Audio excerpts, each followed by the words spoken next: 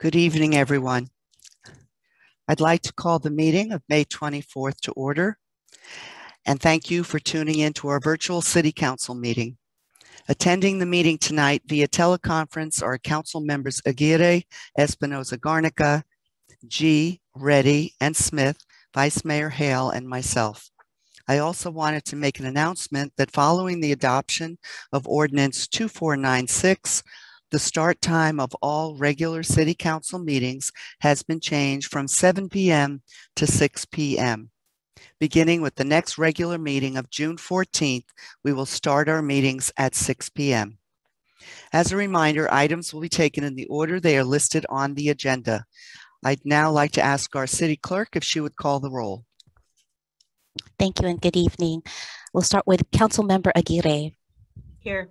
Councilmember Espinoza Garnica. Here. Councilmember G.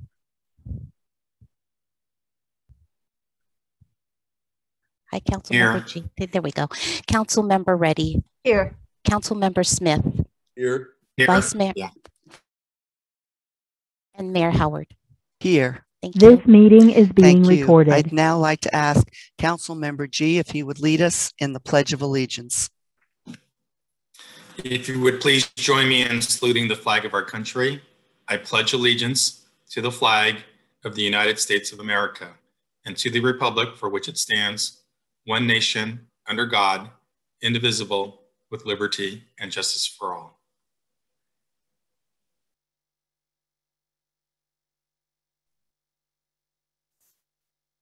Thank you, Councilmember G. Moving on to item number 4, presentations and acknowledgements. We'll start with 4A, swearing in of newly appointed Transportation Advisory Committee members. This evening, we'll be swearing in our newly appointed members, and at the last meeting of May 10th, the City Council appointed 4 new members to the committee, and they have joined us tonight to be sworn into office. I'd like to turn it over to our City Clerk, who will now administer the oath of office. Thank you, Mayor Howard, and good evening. I'd like to welcome the newly appointed Transportation Advisory Committee members who you can see on the screen. They were appointed at our last meeting. They are Christopher Day, Sophie Mintier, Christopher Sturkin, and Matthew Self. At this time, I would like to ask the new members to turn on their video and unmute their mics. And if we could see if they're here.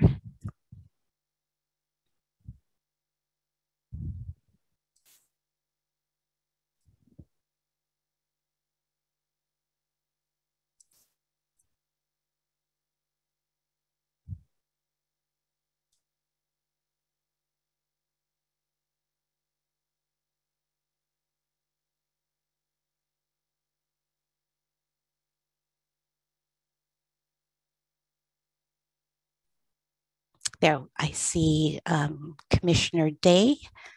And do we have Commissioner Sturkin? Great, thank you so much.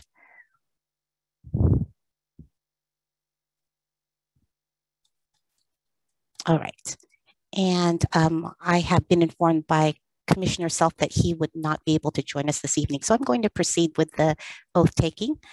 It's my honor to administer to you the oath of office at this time.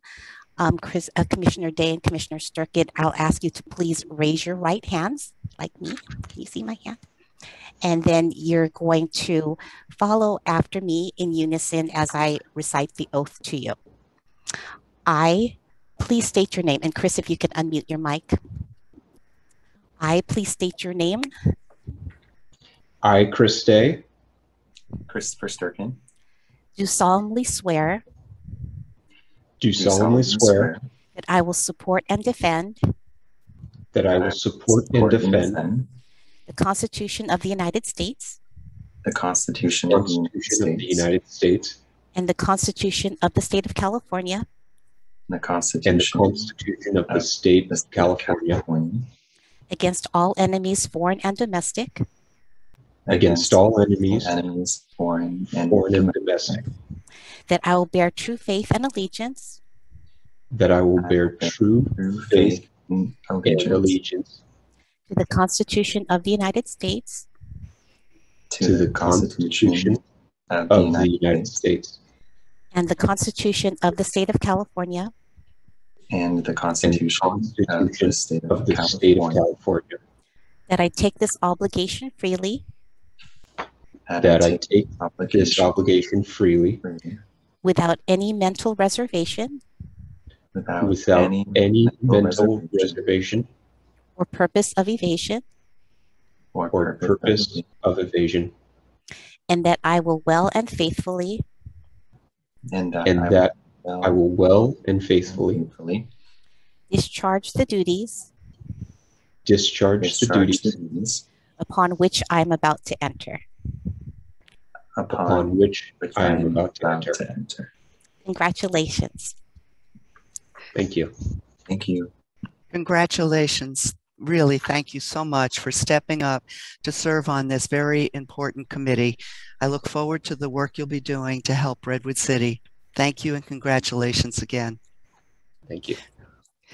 Now moving on to item 4B, our proclamation recognizing June as Pride Month. Tonight, we're also honoring our lesbian, gay, bisexual, transgender, queer plus community during Pride Month, which is celebrated during the month of June. It is my pleasure to present this proclamation recognizing Pride Month, to bring awareness to the LGBTQ plus liberation movement and to support the rights of all citizens to experience equality and freedom from discrimination. I also want to let you know that tonight the council will be considering the authorization to fly the Rainbow Pride flag at Courthouse Square here in Redwood City in observance of Pride Month for the entire month of June. If approved, there will be a flag raising ceremony on Tuesday, June 1st at 11 a.m. at Courthouse Square. We hope that you will join us. With us tonight to accept the proclamation is Bishmay Mishra from the San Mateo County LGBTQ Commission, along with Dana Johnson and Tanya Beat.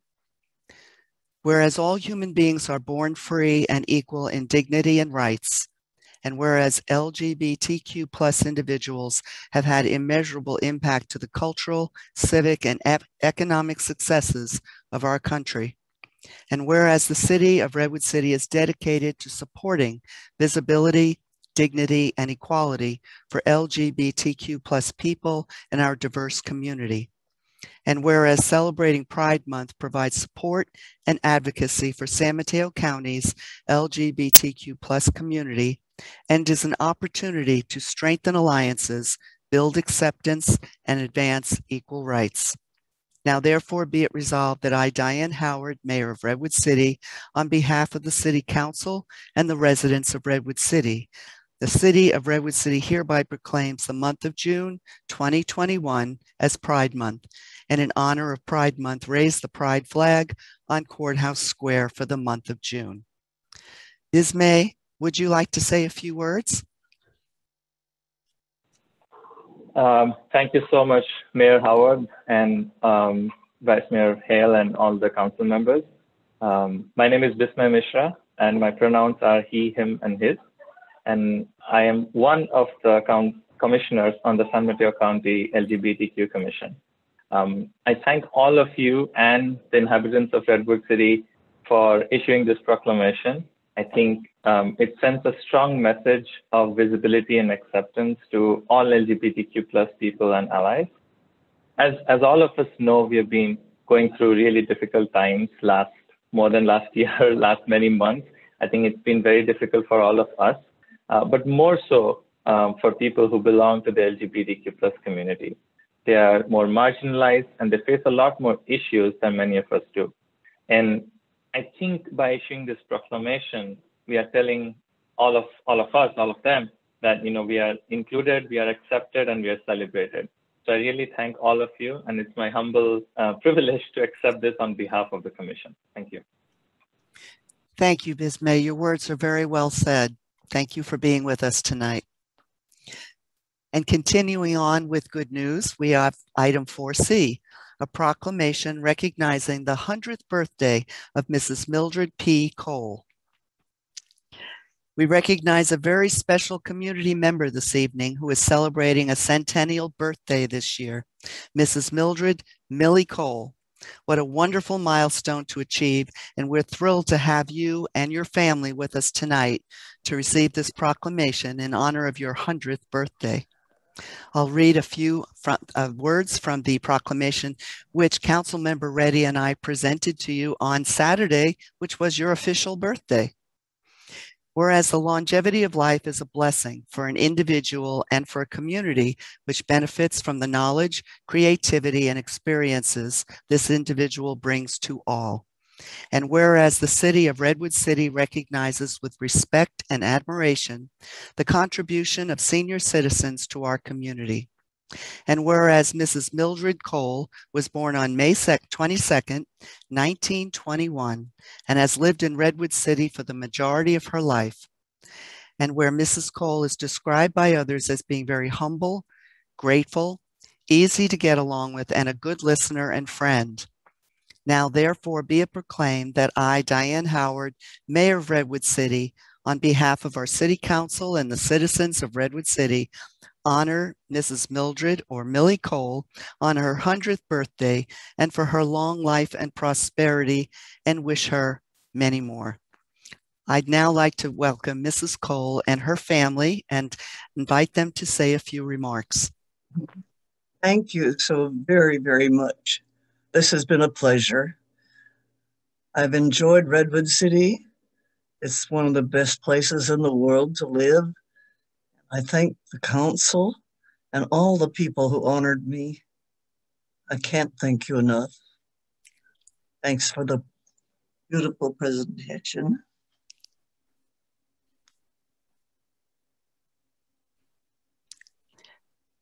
Are there any members of your family? I believe there are quite a few here. I'm here with her. No, my sons and my daughter might be with us. I don't know if they're in the gallery, but they all know about it. Well, Millie, I did want to let you know that what we had on Saturday was a car parade so that everyone could stop by safely and visit with Millie and wish her a happy birthday. Many of you don't know that Millie's a former school teacher in Redwood City, and Marilee Robinson worked with her when she was a little bitty baby, I know. So I'm so happy that we could celebrate this 100th birthday with you today, Millie, and we'll see you next year. How's that? Oh, I'm sure you will. Thank you so very much. You're very welcome. Thank you. Bless you. You take care. Okay, moving on now to item number 5, public comment on the consent calendar. The rest of them were there. I don't know. We're going to take public comment on the consent calendar on matters of council interest and items not on the agenda. Procedures for making public comment are on the screen. Before we begin our public comment for tonight, I want to let you all know we encourage and welcome all public comment, whether it be live during our Zoom meetings or in writing to the City Council, and we deeply thank community liaisons who help to connect us with more of our constituents. If anyone needs assistance or accommodations so that they can share their comments at one of our meetings, please notify the City Clerk by 5 p.m. on Friday prior to the meeting, and her office will be more than happy to assist. If any public members or community liaisons are assisting multiple speakers on one teleconference line, please be sure to inform the City Clerk in advance of the meeting and to announce this prior to beginning your public comment.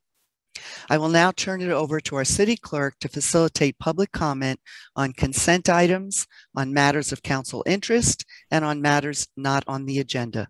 Ms. Aguilar? Thank you, Mayor Howard. We're asking everybody who's joined our meeting to please follow the instructions on the screen to be recognized for public comment. If you're joining by phone, press star 9 to raise your hand and star 6 to unmute yourself when prompted to speak. In order to see how many speakers we have for public comment, I ask that everyone who wishes to speak on items on the consent calendar, matters of council interest, or items not on the agenda to please raise your hand now. And please keep it raised until your name is called to give your public comment. And I'll give it a minute for folks to raise their hand.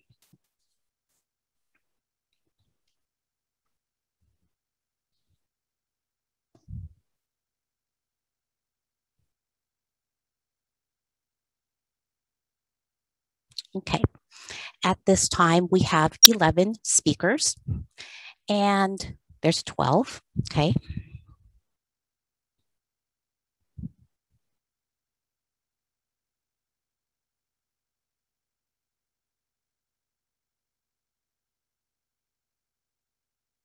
We have 13, okay.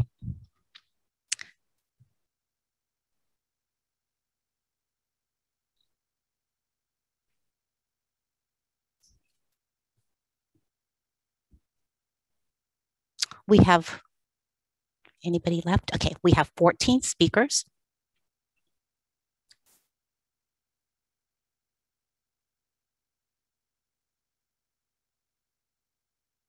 We have 15 speakers. Our last speaker will be Susie Payton.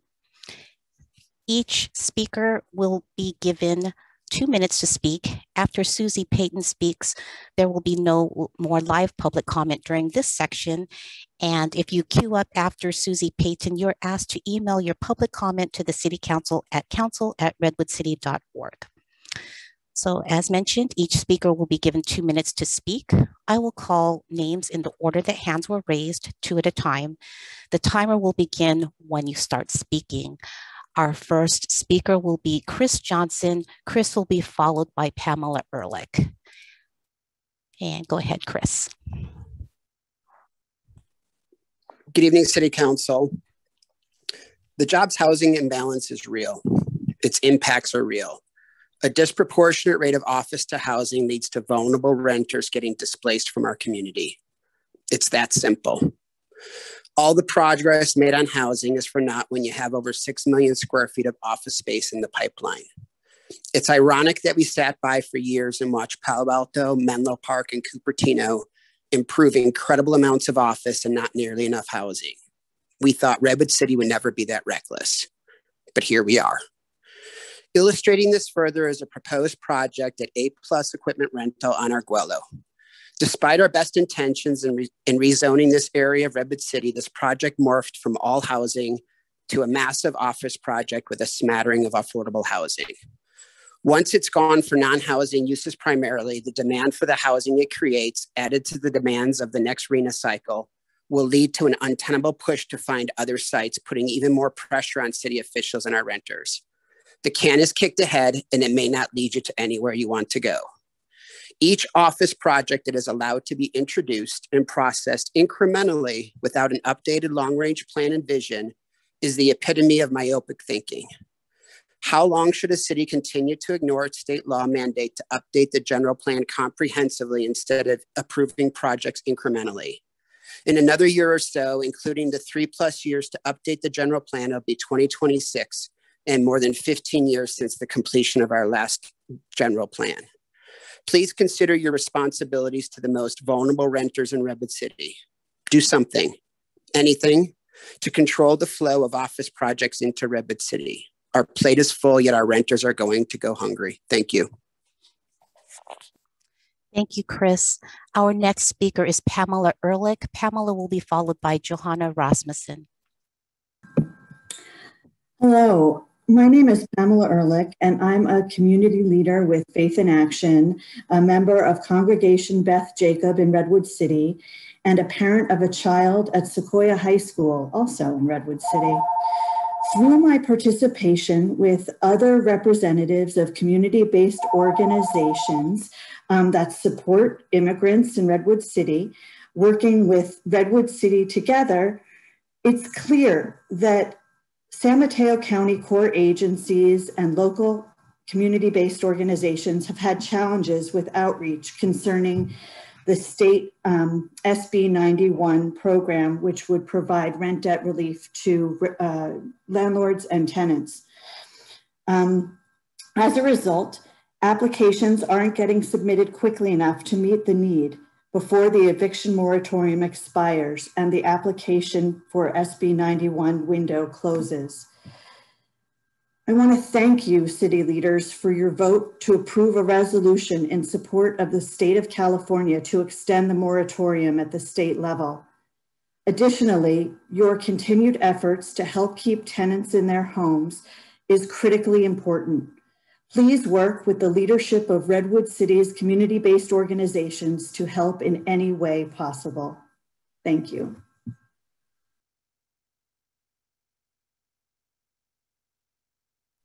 Thank you, Pamela. Our next speaker is Johanna Rasmussen. Johanna will be followed by a call-in user with the phone number last 4 digits 0066. Thank you, Pamela. Good evening, City Council. I am speaking tonight on behalf of consent calendar item 6A, which asks each of you to extend the contract with Sedgwick, the company who administers the City of Redwood City's workers' compensation claims. It's proposed that they would like to extend this contract for a period of 1 year. While the name has changed from York to Sedgwick, the service they provide to our employees remains the same, very substandard. And if you were to ask anyone down at the fire department or the police department, they will tell you how difficult it is to receive approvals to get the medical care they need. When our people get hurt in the line of duty, the least we can do is to ensure that they receive the treatment they need to heal and get back on the job. Delaying treatment and benefits not only impacts our workers, it impacts their families and the overall morale at each department. I've read the staff report that states the repercussions of not passing this tonight will leave the city without the ability to effectively manage claims. And I'm here to tell you that our claims are not being effectively managed now. Please pull this item 6A. Please do not extend the contract with Sedgwick for another year. Our employees deserve better, and they are counting on each of you to protect them to ensure that they receive the care and treatment needed to recover from their work-related injuries. Please don't let them down. Thank you. Thank you, Johanna. Our next speaker is a call-in user with phone number with the last digit 0066. After our call-in user, the next speaker will be Clara Jackal. Hi, thanks, Pam. This is Allison Madden, the phone ending in 0066. I'm watching on my laptop, but my speaker's broke, so I have to call in. So in the future, that would be me. I want to say that I fully support everything that Chris Johnson said in exactly every word that he said it. I think he is directly on point, especially with regard to the general plan. We had one in 2000 and again in 2010. It's been absolutely just amended for every edge case. And we need comprehensive, especially in the housing element. I also support faith in action. And I agree that we need to extend the moratorium. And I encourage Redwood City landlords to forgive 20% of rent so that the county and state relief that the speaker from Faith in Action mentioned can be accessed, because that's one of the ways it's structured. And the county has plenty of funds there and is asking for the applications. I'm also asking you to please stop the evictions at Docktown, allow some people to leave with relocation benefits and the remainder to stay. The State Lands Commission allows this. It came out in depositions in the relocation action. I'd also like to point people to the Facebook page for Docktown USA, where you can see a U.S. Army Corps of Engineer photo for how wonderful and vibrant the waterfront used to be off of Whipple and Maple. I'd also like to say that in the Stansel case, the unlawful detainer case that the Supreme Court just decided, it has really impoverished tenants in California. First of all, the court went right to the right. The last time we recalled the Democratic governor, don't do it again. Do not allow Gavin Newsom to be recalled. Please donate, work, volunteer, and vote. Because what happened is the Chief Justice was appointed by Arnold Schwarzenegger. Almost all the justices have a criminal prosecution background with no landlord-tenant. They really got it wrong. Thank you very much. Thank you very much, Allison. Our next speaker is Clara Jackal. Clara will be followed by Dan Slanker. Yeah, thank you very much. My comment is about the second recommendation in item 6C. On this point, I'm speaking as a community leader with Faith in Action, and my congregation is Many Journeys MCC. I second the comments made by Pamela Ehrlich, and I strongly support the city sending this letter to the state officials requesting an extension of the residential eviction moratorium. And I really want to thank you for taking this up. Even though the COVID health statistics are improving, people who lost their jobs and livelihood due to the pandemic are still suffering deep financial hardships and need more time to recover financial stability. That damage will not be restored by the end of the current moratorium at the end of June. Many officials have pointed to the state SB 91 rent debt relief available, but I've been participating in tenant and landlord outreach, and I've still been hearing a lot of pain from those whom that program doesn't help. Some landlords, as we've heard, are refusing to apply because they don't want to forgive the 20% of the rent that would be required by that program. And some tenants aren't eligible because they are subletting and aren't the ones named on the lease, or they may have gone into debt so that they could pay their rent and no longer owe their landlords, but still have a heavy debt burden to someone else. So we can't rely on SB 91 to resolve the rent debt that residents are facing.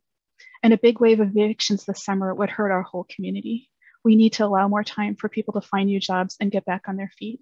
So thank you very much for speaking out for a state level extension. And I also ask you to be ready to act at the city level if the state does not. Finally, I want to make a comment separately that I would like to say as a queer person, I appreciate the Pride Month proclamation and display of the Pride flag. And it's really good to see that public support for the queer community in my city. Thank you.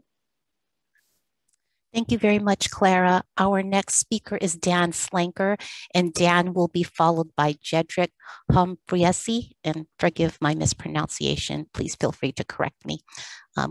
Go ahead, Dan. Yeah, hi. Hello, Council. My name is Dan Slanker, resident of Docktown, along with my family. I was last president of the Redwood Creek Association at Docktown, which has since been dissolved. We're down to the 11th hour at Docktown. I've spoken at the City Council many times before. The first thing I'd like to mention, as always, is to remember that displacement is second only to the loss of a loved one, often not just displacing, but tearing families apart and affecting health. This is a city, a council, that is doing it, albeit with tremendous pressure, but you have the ability to stop it without a doubt. The residents of Docktown can stay and as safety and security under the SLC guidelines. Some bad information was provided to SLC by some means that led them to believe that many vessels at Docktown were immobile. As a registered professional engineer with a 20-year career at Mercury Marine, I would gladly state that these vessels at Docktown are more than capable for sufficient security. Besides, the likely means of security on the water would be with a dinghy. This is one of the many ways that surely it's possible to avoid evicting and creating homelessness for residents. Is it possible to get a response from the council regarding the scenario, if this scenario would be acceptable or not? And if not, then why? Then what's the reason why? It would be preferred if this answer was conducted by a council member that has been displaced or evicted. So also I would like to say that I support the moratorium, the extension on moratoriums, and also the affordable housing east of 101 is a desperately needed thing. We can't just make that a place for high rent district. And I did get somewhat of a response early on this, and I think that the legal counsel is going to try to get back with me. But I think that I would really like to hear from the council themselves. And yeah, it's really you and elected officials. Respond. Thank you. Thank you, Dan. Our next speaker is Jedrick Humphriesi, and Jedrick will be followed by call-in user 1. Unmute. Hello? Hi. So my name's Jed Humphreys, and forgive the way that it's spelled. It's Facebook. Thank you. So I just wanted to say that I'm also a member of Docktown, and I live there. I have my boat there, and I've been living here in Redwood City for many, many years. Been a resident, and I love it here. And you know, hope to raise my family here and keep on being here. But the fact that I'm being evicted out of Docktown is kind of throwing a wrench in those gears.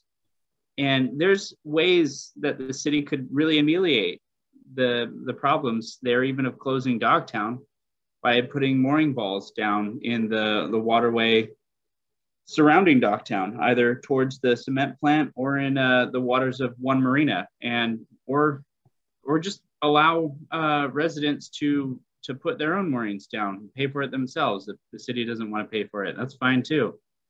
And you know, if you could just give us permits to do that, we would do that, and it could even be ruled as, you know, affordable housing, because, you know, it's affordable. And you know, I feel like there's ways that, you know, we could push forward and you know, bring this whole thing to you know, a positive light. You know, it doesn't have to be some terrible situation where people are just thrown into the street or whatnot. And I really appreciate you guys for listening to me and giving me a chance to speak. Yeah, hope you guys are all having a great summer. Thank you very much, Jedrick. Our next speaker is call-in user 1. After our call-in speaker is Nani Friedman. Hi, good evening. My name is Marcelina Luna, a resident of Redwood City. And so first I want to say good evening to the City Council and City staff. And I wish to make a public comment on the consent calendar. And once again, my city manager, Stevenson Diaz, packs so much under the consent calendar, with currently 18 items on tonight's consent calendar for our City Council to vote under one umbrella, which has a huge impact for so many of us living in Redwood City. This is far from being transparent with your residents. So please reconsider what goes on there for future proposals and not voting on it tonight. But especially I like to bring up item 60 or 60. The agreement with Recology is a conflict of interest for the City Council to vote on this, since this recommendation comes from the board of SBWMA, where our current City Council member Alicia Aguirre is on. And then also item 6M, the city cannot continue to temporarily approve overtime for our Redwood City fire captains instead of hiring firefighters. This is clear reflection of how understaffed the fire department is. And our Redwood City Fire Department is one of the highest paying departments in the state.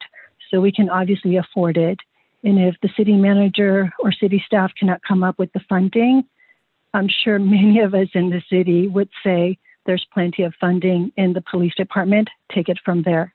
I'm also in support of Faith in Action in their goals to extend the Redwood City eviction moratorium past June 30th. And I also would like to see our city council approve permanent affordable housing east of 101. There is no reason why our waterfront should only be enjoyed by the wealthy. Thank you. Thank you very much. Thank you very much, Marcelina. Our next speaker is Nani Friedman, and Nani will be followed by Daniela Gasparini. Hi, good evening. My name is Nani Friedman, and I'm an organizer with Faith in Action Bay Area here in Redwood City. And along with Clara Jackal and Pamela Ehrlich, I'm here to reaffirm our support for item 6E on the consent calendar, that the city sends a letter to state officials requesting an extension of the eviction moratorium through the end of the year. In the recent homelessness survey, we saw that the number of people experiencing homelessness has increased in Redwood City during the pandemic, with many families losing their housing for the first time. And today, California's low-wage workers are still earning a third less in wages than they were in early 2020 before the pandemic. And so for many families, full equitable recovery is still many months away. So this letter is a critical first step that the city must take to prevent a further homelessness and displacement crisis. We're appreciative of your support, and we look forward to working with you to achieve the other 4 components of our community proposal. Thank you. Thank you, Nani. Our next speaker is Daniela Gasparini. Daniela Gasparini, followed by Charlie Schaff.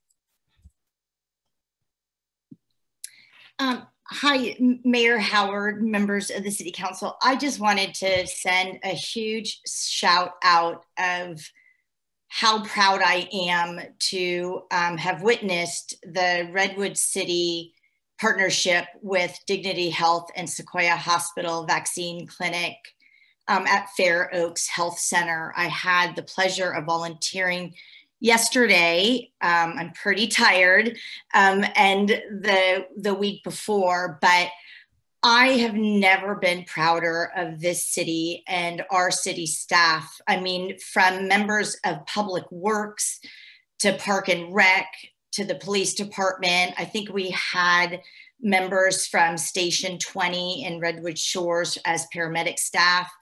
And then the nurses and clinical staff from Sequoia Hospital. I think yesterday there were close to 500 vaccines given to individuals who were really a bit anxious about receiving vaccine, but thanks to the great work of all of our Spanish speakers, they really took the time, especially the nurses, to talk through all of the components of the vaccine and how important it is and how we're going to be saving lives and the health of their families. And it was just so amazing to see families get excited about receiving their first dose and some completing their second dose. We even had instances where some of our Spanish speakers could convince others in the car who were a little bit anxious and afraid to even think about the vaccine, but to change their mind and to get it. It was just an absolutely glorious day. So I just want to say thank you so much, Mayor Stevenson Diaz, for bringing it up a couple weeks ago that you were partnering with Sequoia Hospital, and huge shout out to Casa Circulo Cultural for bringing translators. We couldn't have done it without you. It was an amazing day. Thank you. Thank you, Danny, very much.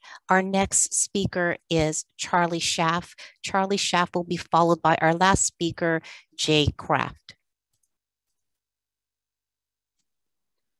Thank you. My name is Charlie Schaff. I'm on the board of directors of the Peninsula College Fund, which serves Redwood City students, as well as others on the San Francisco Peninsula. And I just want to make a comment about Lane Partners. When I heard that Lane Partners was coming before your council tonight as part of the gatekeeper process, I wanted to let you know how appreciative we are of Lane Partners' commitment to education in general and to us in particular, as we seek to increase the rate of graduation for first-generation low-income college students. We're a nonprofit, and we help first-generation low-income students from Redwood City and elsewhere on the peninsula graduate from college.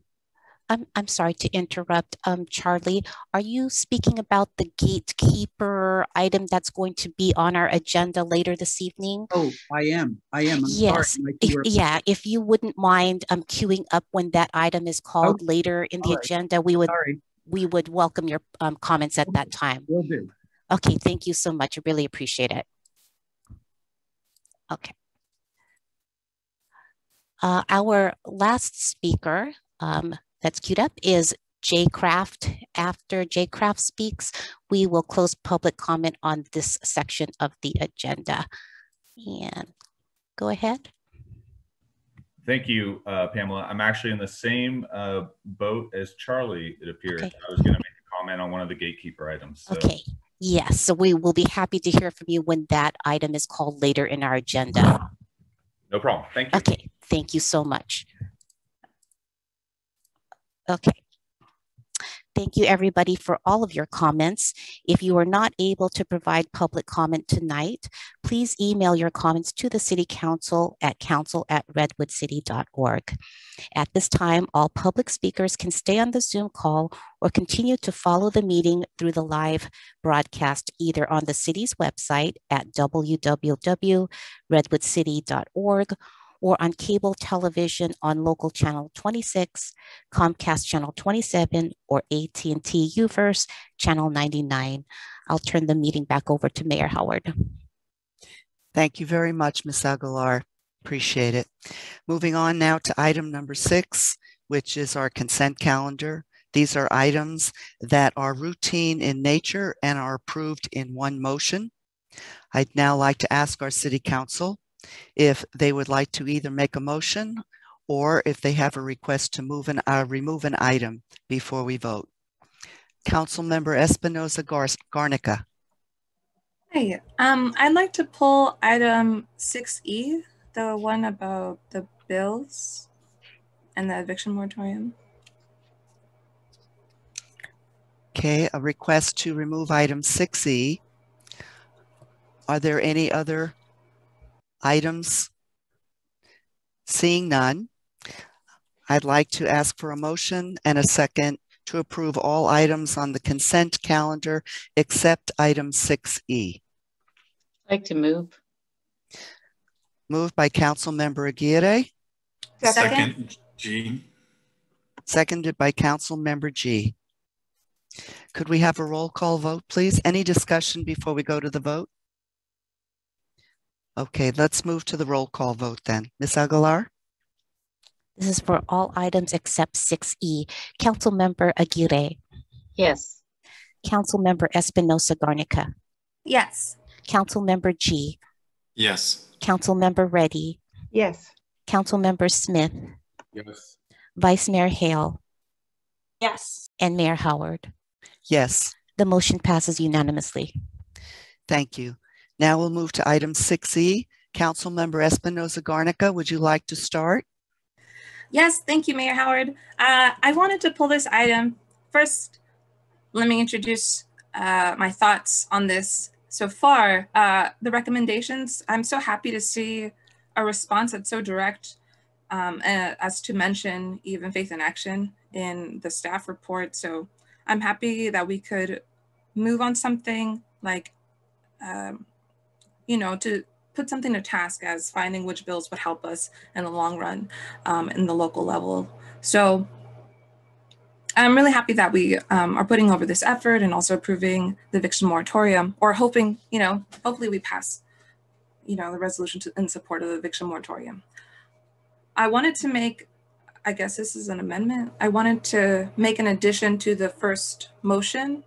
I wanted to add to our bills, one I've been talking about a lot, AB 387, which is the Social Housing Act of 2021. AB 387. This was introduced by Assemblymember Alex Lee and co-authored by Assemblymember Wicks, and I'd like to discuss why. So, without having a social option for housing, there is no solution or remedy to our housing crisis that is sustainable or has any longevity. The crisis that we have now is due to the fact that housing is seen as a luxury. It is seen as a commodity and is always privatized. And if we continue to rely on a private, wealthy developer to come by and develop office space, just to develop something so essential as housing, we won't find equity. We won't find the inclusion, the inclusivity that we are trying to develop. We have, made efforts to make proclamations against Asian hate and on the lines with Black Lives Matter, and we have a diversity and equity and inclusion, but none of that is feasible if you don't make housing social. None of that is going to be accomplished if you don't try to end the obstacle there, which is the ability to own property is it's very much a privilege, and not many people have this luxury. Half of Redwood City is made up of renters. Largely my district is made up of renters, and it's predominantly people of color, and that is no coincidence. So this is a bill that has a lot of inspiration from other European models. It calls out in its legislation the Vienna model. And what I want to say about it is that this is a mixed income solution. This isn't just for people who are extremely low, that they are given priority. People under this description would be allowed to live here regardless of your income. So you could be a middle income as well. And the idea is that we abolish this hierarchy and class, because owning a house is a class privilege. And so when we have housing where we are blending incomes, we are having much more equitable access to resources. And I see Melissa's raising her hand. So I'll cut it short, maybe that's the note, but this is my argument for that. And I'm very interested in what the city manager has to say, but I would like to add this if possible. Well, thank you, Councilmember Espinoza Garnica. I was going to say quickly that we can't vote on that tonight. AB 387, we can refer to our governance committee for discussion to bring back a recommendation to the city council.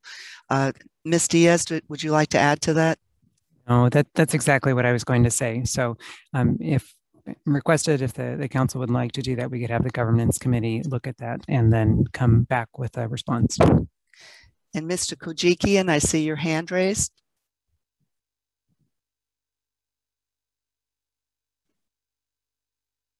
Good evening, Mayor Howard and members of the council. With us today is Dane Hutchins, our legislative consultant, and he can speak to AB 387 to the council. Good evening, Mayor and Council. Dane Hutchins with the Reading Public Policy Group. I just, from a technical perspective and a process perspective, I did want to inform the Council that Assembly Bill 387 was never heard in the Assembly Housing Committee. It did not advance this year. Therefore, there was no policy analysis by the Assembly Housing Committee, nor the Appropriations Committee. It is what we refer to this year as being a two-year bill. It is dead and will not be advancing this year. So taking a position would not influence or tilt the scale one way or the other, given that the measure is prohibited from moving until at least January of 2022. Mr. Hutchins, I'm glad you were here this evening. Thank you very much for answering that question. No problem. And yeah, if I can also say, thank you so much for that. We had a discussion, me and the city manager, and I think that's what they're referring to when we had our discussion, because I also brought up another bill, the Medicare for All. And I think I mixed up those two. But thank you for being here. Thank you for being informed. But I'm glad I could talk about social housing for a little bit. No, all right. No problem at all. Thank you. Okay, so on item 6E, we have two motions. We can either take the two motions together or we can vote on them separately. So if someone would like to make a motion to do either or, let me see, Councilmember G. Mayor Howard, I'd just like to make a comment on 6E Part 2, if I may, before we take action. Sure, go ahead. Well, thank you, Mayor Howard. You know, I understand the challenges that the pandemic has brought to many of our communities. I think I would like to offer some suggestions to the letter that goes forward to the state. You know, one of the things that the state has struggled with is paying quickly for those that have applied and have been approved. So if we can stress the importance of paying quickly, renters and property owners that have been approved in the process, I think that would be helpful. I also think, given how much the amount of monies that are available right now between the state and the federal government, that a focused outreach program to our hard to reach communities would be beneficial. As we heard from one of our speakers during public comment, trusted partners in the community is very, very important. And having, and to the extent whether these programs can find funds or our city manager can find some funds, perhaps we can invest in some trained ambassadors in the community to help people fill out the paperwork. I understand the paperwork can be quite daunting and difficult to work through. So if we can have ambassadors or ombuds who know the process and can help property owners and renters fill out the paperwork and get their applications in, I think would be very, very beneficial.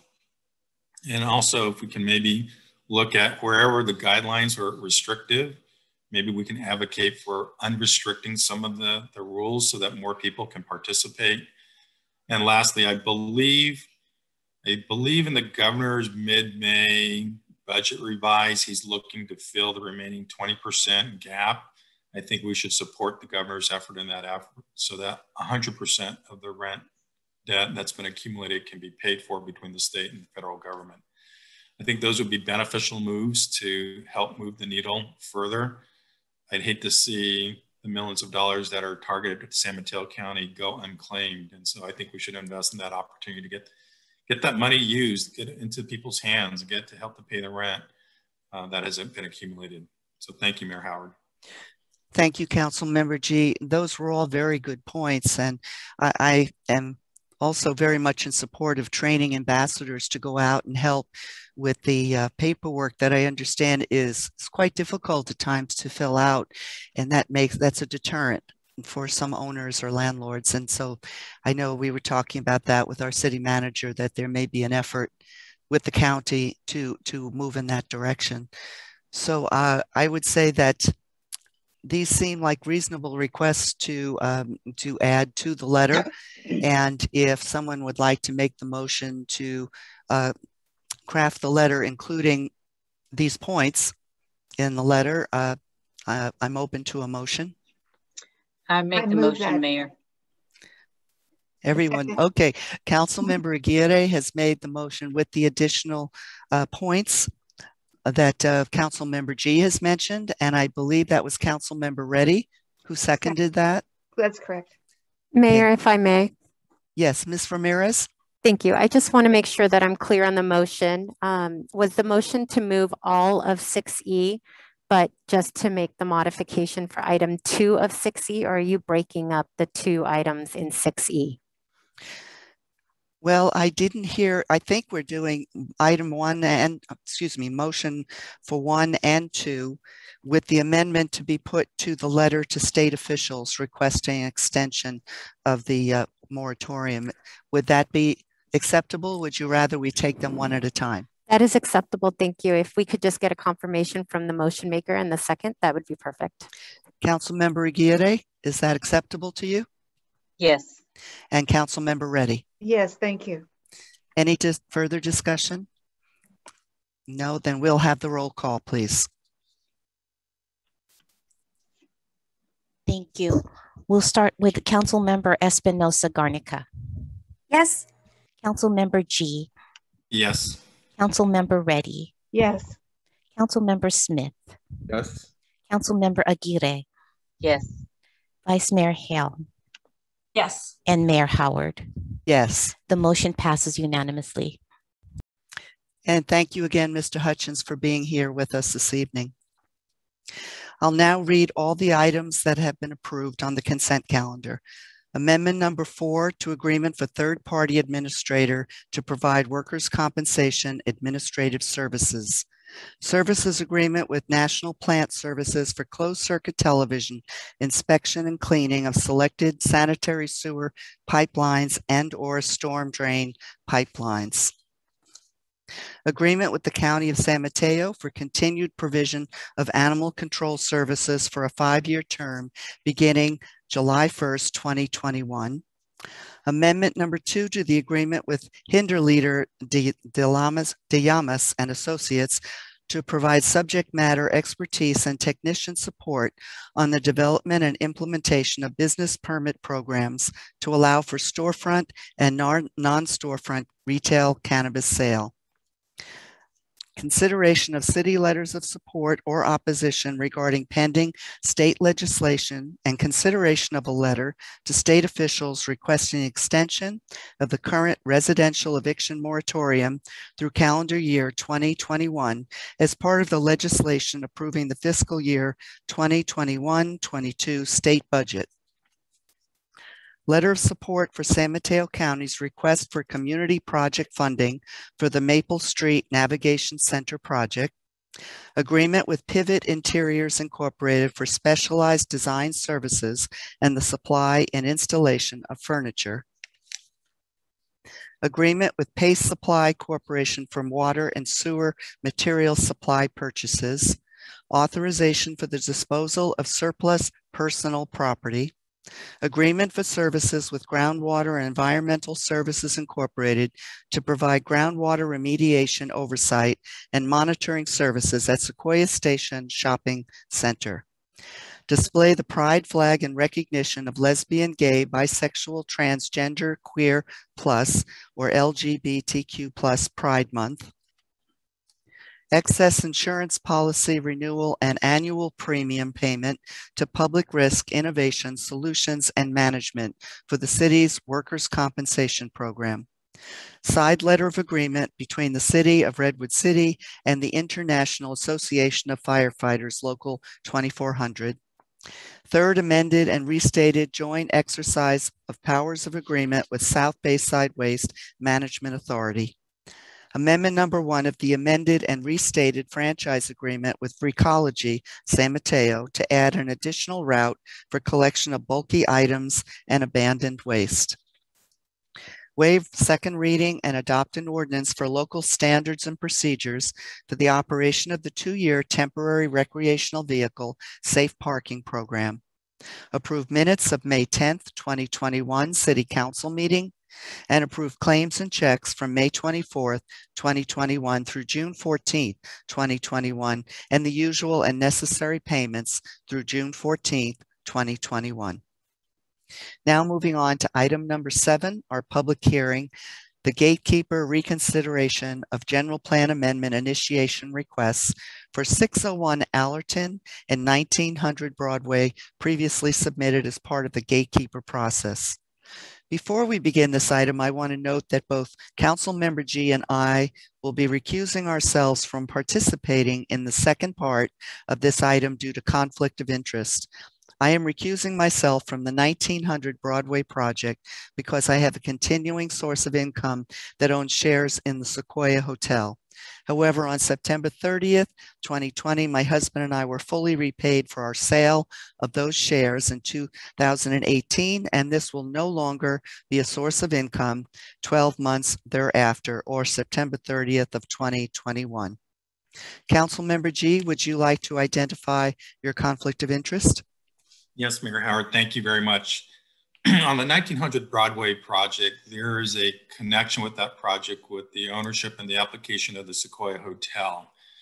Recently, the Sequoia ownership group of the Sequoia Hotel collaborated with Casa Suquilo Cotoral, and the children added their artwork on the building, as you can see on Main Street. I volunteer with Casa Suquilo Cotoral, and I also serve on the governing board of directors. And so in an abundance of caution, I am recusing myself from consideration of this item. Thank you. Thank you. In order to accommodate our 2 recusals, we'll be hearing the 2 projects separately. First, staff and the developer will give presentations on the 601 Allerton project. Next, council will ask any questions on the 2 presentations, and then we'll open the public hearing and take public comment on the 601 Allerton project only. Following the public hearing, the council will deliberate and vote on the 601 Allerton project, including whether to initiate a general plan amendment for this project, Councilmember G and I will then be recusing ourselves, and Vice Mayor Hale will preside over the hearing for the 1900 Broadway project, where the same process for presentations, questions, public comment, and the council deliberation and vote will be followed. Community Development and Transportation Director Mark Munzer will give the presentation on the 601 Allerton project. Good evening, Mayor Howard and members of City Council. If we could go to the next slide, please. We want to provide a little bit of background, which we'll just do for the 601 Allerton hearing, just to get everybody up to speed as to the gatekeeper timeline. So we first came to you back in August of 2020, and we had a study session on the primarily housing proposals that were submitted under the gatekeeper process, and then came back again in September of 2020 to talk about the commercial and mixed use projects. On October 12th of 2020, the City Council initiated 6 of those projects. So the projects in blue under both the housing category and the commercial mixed use category were initiated by the council. The projects in red, which we are here to discuss tonight, were told to revisit their project descriptions and details and site plans and work with staff on modified proposals and come back to you. And that is what we have before us this evening. I will remind the council and the community that a project initiation merely begins the city review process. It's the very beginning of the process. It would involve typically up to 2 years of planning review, of CEQA environmental review, and as the staff report notes, multiple public hearings before any decision would be made should you decide to initiate either of these projects. Next slide, please. So our questions this evening for you are pretty straightforward. If you have any final questions for the staff or for the applicant, as Mayor Howard noted, applicant will be speaking after me. Is there any information that is needed from either party? And do you wish to initiate or deny the projects, in this case 601 Allerton? Next slide, please. The strategic priorities, as the staff did last time for the previous gatekeeper proposals, we provided a very conceptual, high-level preliminary review of if these projects, these two projects, we felt they met the council's strategic priorities. I'll speak a little bit more to that on when we get to the proposal itself. But in a nutshell, we did believe that both projects in 601 Allerton, in this case, had met your priorities of housing, transportation, and children and youth. Next slide, please. This is a map that we have included before in the previous discussion on the gatekeeper projects, and we have included it again to give you a geographic sense of the location of the gatekeeper projects, which are numbered 1 through 8. Project number 7, which was previously initiated, has an off-site affordable housing component, which is why you see a star next to that particular project. And then, of course, the two projects discussed tonight, the one of this hearing, 601 Allerton and 1900 Broadway. Next slide, please. We wanted to update you on the progress we've made in terms of beginning the environmental review for both the initiated gatekeeper projects and the transit district. So the city released a request for proposals for CEQA environmental services in April. We received a number of proposals. They were due at the beginning of May. Staff is in the process of reviewing those proposals and conducting interviews with various consultants. As a reminder, we are separating out, these will be 2 different EIRs or 2 different environmental documents, one for the transit district and one for the gatekeeper projects, that we do envision likely that it would be one consultant that would head up both environmental processes. So again, happy we had a good response to our RFP, and we expect to come back to you next month in June with the EIR consultant selection that will be on your agenda. Once the consultant is chosen, we are estimating about 12 to 18 months for that environmental review to take place. Again, a number of public hearing opportunities as part of an environmental review process, beginning with a scoping session, what we call a scoping session, or the details of what is to be studied before the Planning Commission, which we hope to do this summer. And following that EIR review would be a similar to what occurred after the adoption of the last downtown precise plan, where individual projects would be checked against the potentially adopted environmental document, and then go through that different review process before being approved. Just a reminder, not all of the gatekeeper projects, because of their proximity, are included under this umbrella for the gatekeeper projects EIRs, which I just discussed. There's 2, 505 Bay Shore and 1205 Veterans, which will undergo separate processes, likely their own individual EIRs. Next slide, please. We wanted to provide you, again, with a graphic with a timeline. Again, we would anticipate that it would be a 2+ year process for any project that's initiated. Again, we have 6 that are previously initiated and have now begun this work. So what typically happens, and what has happened with the 6 initiated projects, is there's a series of reviews and meetings with city staff to determine if an application is complete. That includes not only my department, but Public Works and Fire and Housing, and most every city department reviews an application before we deem it complete, at which point an applicant can file their official planning application with the city.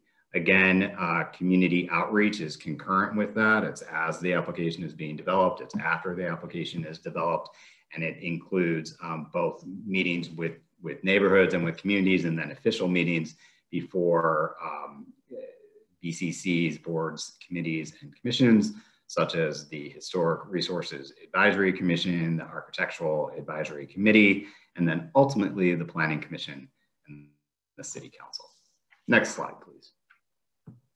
The project at 601 Allerton, just briefly, because I will not go into detail as the applicant will go into detail as to their proposal.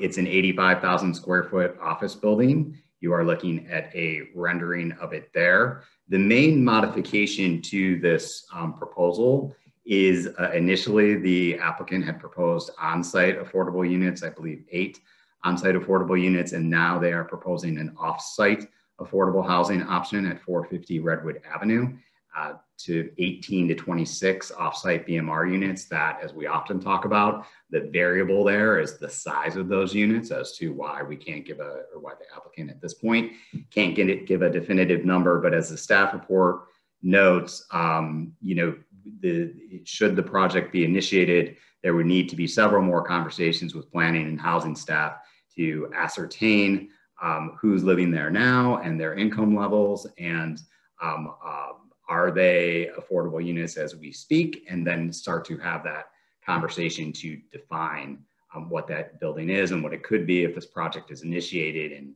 ultimately renovated. You'll see there the rooftop, I'll mispronounce it, I think it's futsal courts, and I'm sure Mr. Hallow can tell you a little bit more exactly what that activity is, but they would be publicly accessible, and he will go into more detail on the project. Next slide, please. So the staff recommendation is to adopt a resolution initiating the general plan amendments for 601 Allerton as before, and as included in your packet, you have both initiation and denial resolutions included in there. And those are both options for you. The staff recommends that you initiate. And I think that goes back to the questions, and I can turn it over to Mr. Hallow, if that's okay with you, Mayor Howard. Thank you. Yes, Mr. Munzer.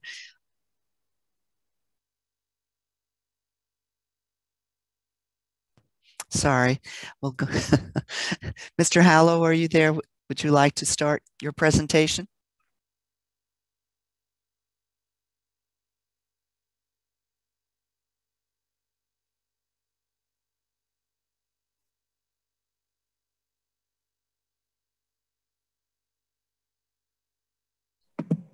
Mike, you're muted. Mr. Hallow? Can you guys hear me? We can hear you. I didn't say anything important if it's any consolation. So I'll get started. So our project 601 Allerton, next slide. Just a little bit about us. Some of you already know. I started this company 12 years ago. We're based here in Redwood City. Most of our projects are here. Next slide. These are some of our projects. I want to skip to the next slide. Actually, the next slide after that. And just talk about 1180 Main. So this is a project we're in construction on now. And we're a big believer that these developments, what our goal is really to have these, our projects be something that everybody in the community can enjoy. So there's a big preservation affordable project that we did alongside of this. And then we also have 20,000 feet. I wish it was done today so we could show everyone, but it's beautiful. And this is an image of the construction site now and some of the artwork that would go into the open plaza there. Next slide, please. This is 601 Allerton. So we've owned it for 10 years now. I'll go to the next slide. This is the existing building. So it's a really old building. It's hard to maintain. So we think we can do better at the site. Next slide. And this is the proposal, like Mr. Munzer said, there's two big differences. I'll refresh everyone's memory. So in the previous plan, we were trying to focus on family fun and recreation. And we had pickleball courts designed for the rooftop. As we got a really good idea to address a really big problem in Redwood City, which is field space. Everybody knows if you talk to Park and Rec, they're doing an incredible job, but there's tremendous demand, particularly at Red Morton. And one soccer field is gridded out to 12 different fields so that everyone that wants space can get space, and it's still not enough. These are futsal, so think of 5-on-5 soccer essentially. And we can do this on this rooftop, which is amazing. If you can see my cursor, this would be a private or a separate entrance for families and kids to go into their own lobby and come up. And then there's a clubhouse here. And then this would be basically organized for youth sports. So AYSO, PAL, and our intention is to have Bay Cities, which is the new pro soccer team coming to Redwood City that we're supporting. And they would essentially incubate this for the various not-for-profit groups and academies in Redwood City. So we think it'll be an amazing experience for families.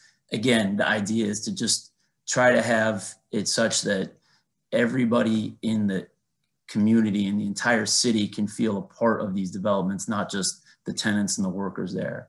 So just going up, enjoying the weather in Redwood City, playing, recreating, building skills, confidence, teamwork.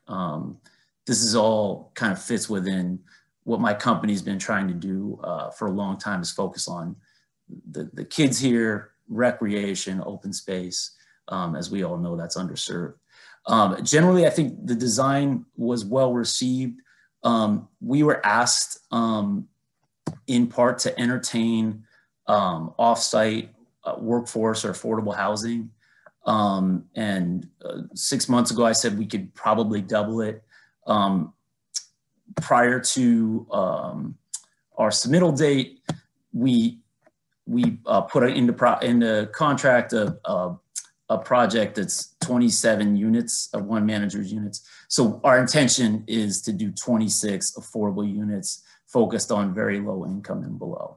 And so we'll continue to work with planning, staff, community to do what we need to do to answer questions and make it such that it's as desirable as possible. So I'll get into that. So essentially the change here is 80,000 feet of office. We basically said, let's take the affordable that we're planning on site and move it all off site and do a lot more.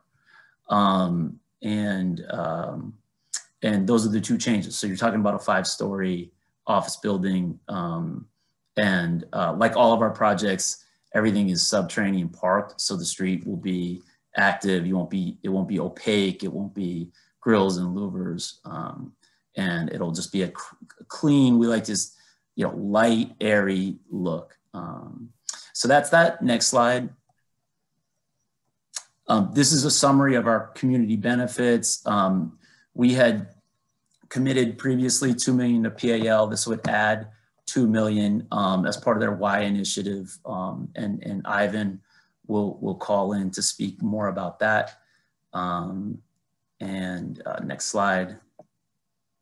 There's a community cafe, just a little something to activate the corner. There's not much in this area really, and there's actually a lot of workers because of all the government space that's down there. So we have a small community cafe planned at the bottom. Next slide. This is again is just some data. So we think we can pull 990 hours off of demand off of Parks and Rec, which I think if you talk to them, they will welcome this. Pictured at the bottom right-hand corner, we're already sponsoring these 22 teams year after year across Redwood City. And so look forward to integrating all of that. And I think it'll be a really good thing for the kids here. Next slide. I think that may be. And then this is 450 Redwood Ave. So the story behind this apartment complex has been owned for a long time by 2 private individuals. I'd say it's underinvested. It's on the west side of El Camino. And so this is very much an anti-displacement strategy. So displacement's obviously a huge problem. We all know a lot of people that can't afford to live here any longer. The rents here, essentially we would deed restrict these units, lower the rents, try to preserve everybody that's already very low income or below and keep them there. But if you think about the longer term, you know, it's predictable that if someone else were to buy this, as it's on the market now, they could easily invest a small amount of money, raise rents substantially, and you'd have more displacement. So we think this is actually perfect for us and allows us to execute on this anti-displacement and get affordable units online as soon as we're approved. If we're fortunate enough to be approved, I should say. These are all 1-bedrooms. Next page. And then open it up for questions, comments, and we're usually down in downtown Redwood City. So you can always stop us on the street. That's it. Thank you. Thank you, Mr. Hallow. And anything that you wanted to add before we go into council discussion? Nope. Okay, thank you. Are there any clarifying questions from staff before we go into the public or Premier Capital before we go into the public comment? Seeing none, I'll now open the public hearing and we'll take public comment on 601 Allerton, and I'd like to turn it over to the city clerk to facilitate public comment. Ms. Aguilar. Thank you, Mayor Howard. So now is the time for those who've joined the meeting to, if you wish to speak on the 601 Allerton project, please raise your hand so that we could see how many speakers we have for public comment. I ask that everyone who wishes to speak on this item, keep your hand raised until your name is called to give public comment. I'll give it a minute or two.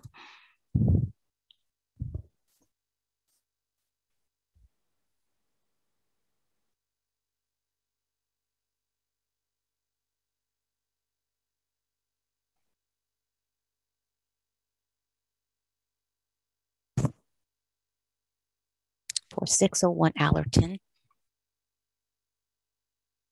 Okay, we have 12 speakers at this time.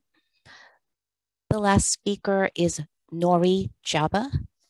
And after Nori speaks, we will close public comment for this portion of the item. Each speaker will have 2 minutes. I will call names in the order that hands were raised, so keep your hand up.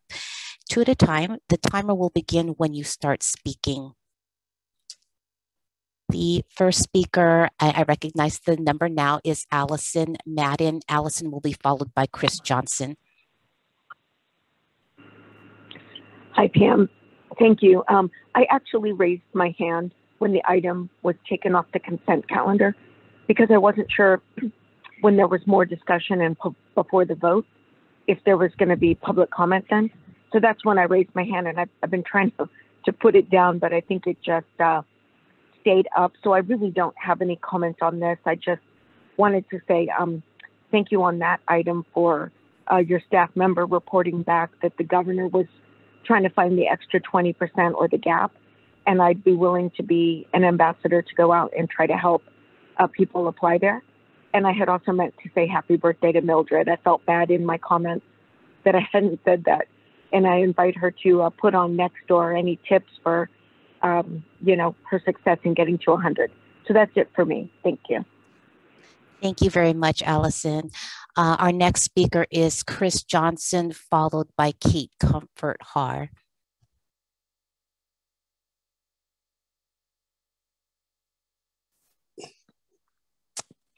Hi, Chris. Okay, good evening, City Council. I hadn't planned on speaking about this project, and my feelings on projects that go above our office cap before we redo our general plan are very clear. But hearing Mr. Hallow speak reminded me of a few things. Projects that Mr. Hallow have delivered in the past, and this one going forward are modest projects that reflect a city our size. His buildings are well designed and they're memorable. He has a proven track record of being a valued member of our community, and he's adding much needed recreation facility instead of taking away green space. So if you're going to approve this project tonight, based on my experience watching Mr. Hallow's projects come to life, is he's a man of his word. And we could actually use more projects like ones that Premia has produced here in Redwood City once we redo our general plan. So thank you for your consideration this evening.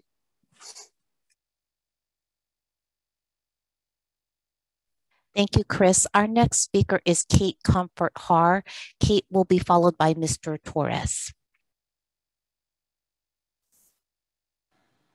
Hi, are you able to hear me? I am. Thank you. I just got turned off from your end. But anyway, hi, I'm Kate Comfort Har. I'm Executive Director at HIP Housing, and we have been bringing creative affordable housing solutions to San Mateo County since 1972.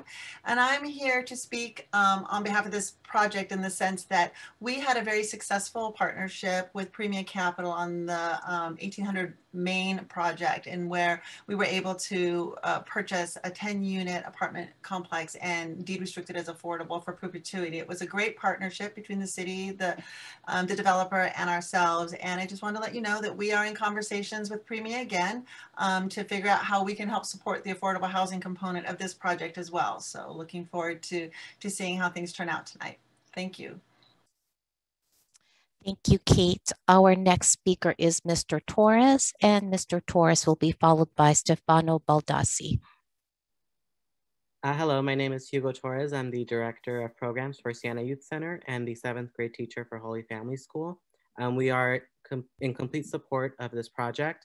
I actually have 2 students here to share their opinion on how this project would benefit the community and the youth. Hello, my name is Albert, and I am a 7th grader at Holy Family School and the junior youth coach at Siena Youth Center. This space for soccer would be a great place for the kids. In our community, we do not have a lot of green space for kids to play. This is because of all the business and buildings in our community. The green space would allow kids to exercise and train for their favorite sport. Hello, my name is Pablo, and I'm a 7th grader student at Holy Family School and a junior coach at Siena Youth Center.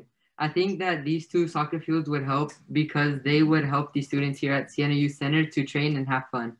After all, there is not much space or many soccer fields around Redwood City for the students to train and have fun. We have a lot of youth here at our center who are part of our low-income housing. And with a little space at Siena, we try to make it work, but having this additional space, I know would be a great benefit to everyone in the community, especially the youth. And I'd like to pass our time. Thank you. Thank you, Mr. Torres, to you and the gentleman you've brought with you. Our next speaker is Stefano Baldassi, followed by Erica. Hello, everyone. Can you hear me? Yes, we can. All right. So, yeah, I'm Stefano Baldassi, and I'm the president of the Juventus Academy in Silicon Valley. I just wanted to remark that, soccer has an incredible demand and impact, and is an incredibly inclusive phenomenon across age, demographics, ethnographics, and those are key aspects of the Redwood City. Is a great match and great fit to the Redwood City youth population. And I wanted to make the point that this is a brilliant idea to help providing a safe and a controlled environment for both the mental and the physical health of the youth population of Redwood City. And I would like to pass the word to our Director of Coaching and Technical Director, Bev Yanetz, who will make some points here. Hi, everyone. My name's Beverly Yanez, and I'm the Director of Coaching and Boys Technical Director at Juventus Academy. I just recently retired from a 10-year women's professional soccer career, where soccer was a lot of who I am. I learned a lot of life skills through the sport, and it made me who I am today. So my passion in giving back to the youth is providing a safe environment and an opportunity for players to play and have fun and enjoy playing and meet some friends, and learn and continue to learn those life skills. So this project's extremely exciting. Thank you so much for your time. Thank you. Thank you very much. Our next speaker is Erica. Erica will be followed by Ivan Martinez. Hello, can everybody hear me? We can. Okay, thank you for confirming that. Good evening, Mayor Howard and members of the City Council of Redwood City. My name is Erica Ruiz, and I've lived more than 25 plus years here in Redwood City, and I have seen the changes that has happened, but this particular is very exciting for me. I have 4 children of different ages who have been playing for Juventus Silicon Valley since they are 7-year-old, and now my oldest is turning 18. And as we all know, Redwood City is very limited on recreational space as far as, field space for soccer. And I think this particular project would bring not just a new improvement to the city, but also will allow players to have another space so that they can practice and improve their skills. And it also helps with their mental health, because it's shown that kids who stay active do much better in life, in education, and personal well-being. So we are at Juventus. We are a big family. We are a big community. We have almost 500 players plus. And as we have a lot of teams, and we have to share the limited spaces that we have here in Redwood City and our surroundings. So having this space, I think, would be a great opportunity for our players to continue playing, as well as other teams around the Bay Area too, who will come and compete with us here. Thank you very much. Thank you, Erica. Our next speaker is Ivan Martinez. Ivan will be followed by Cecilia Chu, Friends for Youth. Hi, everyone. Before I get started, I got a text from Mr. Pimentel, one of our board members, hoping he could still make some comments towards the end. I don't know if you guys are still accepting them, but moving on. Good evening. As some of you guys may know, Ivan Martinez, Redwood City PAL. I've been vocal about the support for the development of 601 Allerton. So tonight, simply wanted to thank you guys for this gatekeeper process that has brought me together with Premia to address some of the most important needs of our community. And when I say together, I'm speaking the opportunity for someone like myself who grew up in this community and has the privilege to serve the city, help continue to preserve, reinforce, and reimagine the impact that we can make on the generations to come with the right type of partnerships in place, with the right leaders working together, and thinking outside of the box like we have been able to do with our Premia partners. And having led PAL for the past 4 years, I've seen this organization come a long way with some of our biggest accomplishments in this community to date coming in the midst of this pandemic. We were positioned to offer mental health resources with our partners and school materials and additional enrichment activities to a lot of the low-income families. And this all came about because of new strategies that were implemented as COVID forced us to be creative. And that was only possible because we have true partners like Premia who stepped up to the plate when it mattered most. And looking ahead, I'm personally excited to have the opportunity to nurture the families who will live in these affordable homes aligned with this project, because housing needs need to be accompanied with all of our collective wraparound services around their homes to help families thrive and not just meet ends meet month to month. And PAL and I are committing to helping them reach family prosperity. So a very warm thank you to all of you and for what you do for our community.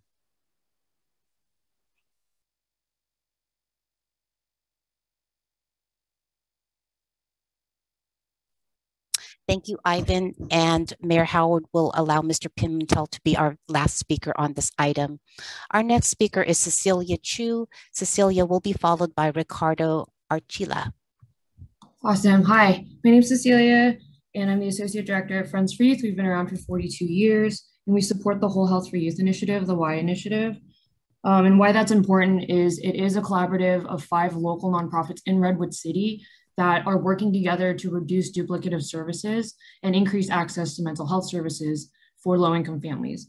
And that's important because we're working together with Premia, with PAL and Premia, and this project is community-led.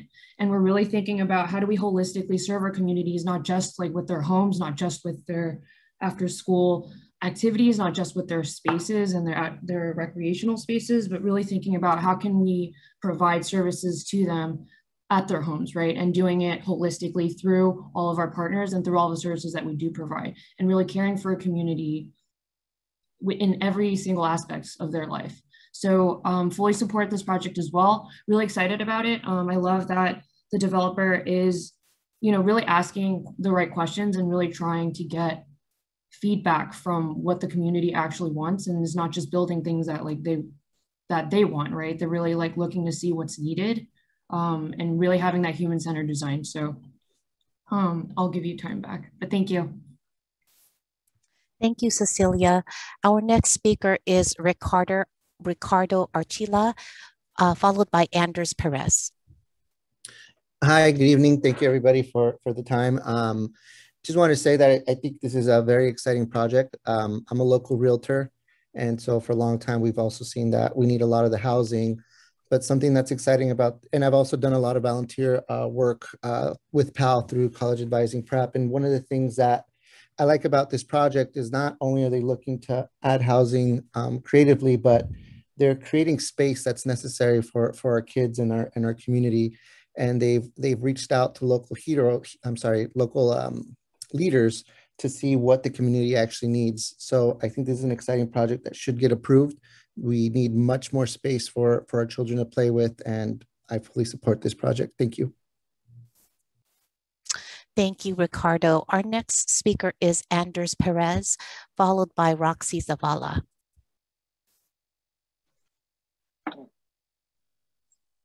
Hello, everyone. Can you hear me? Yes, we can. City Council, thank you for having me tonight. My name is Anders Perez. I'm the president and co-founder of Redwood City's new professional men's and women's soccer team, Bay Cities FC.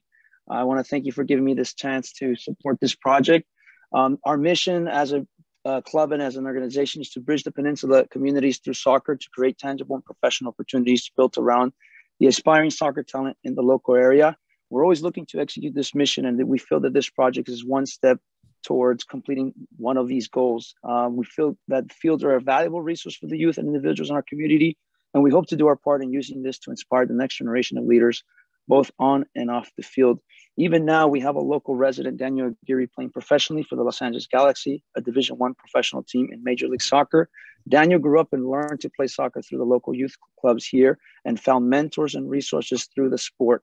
Countless youth in our community are inspired by the sport of soccer to achieve their personal goals, to continue their education into college, and even sometimes achieving every young boy and girl's dream of being a pro athlete.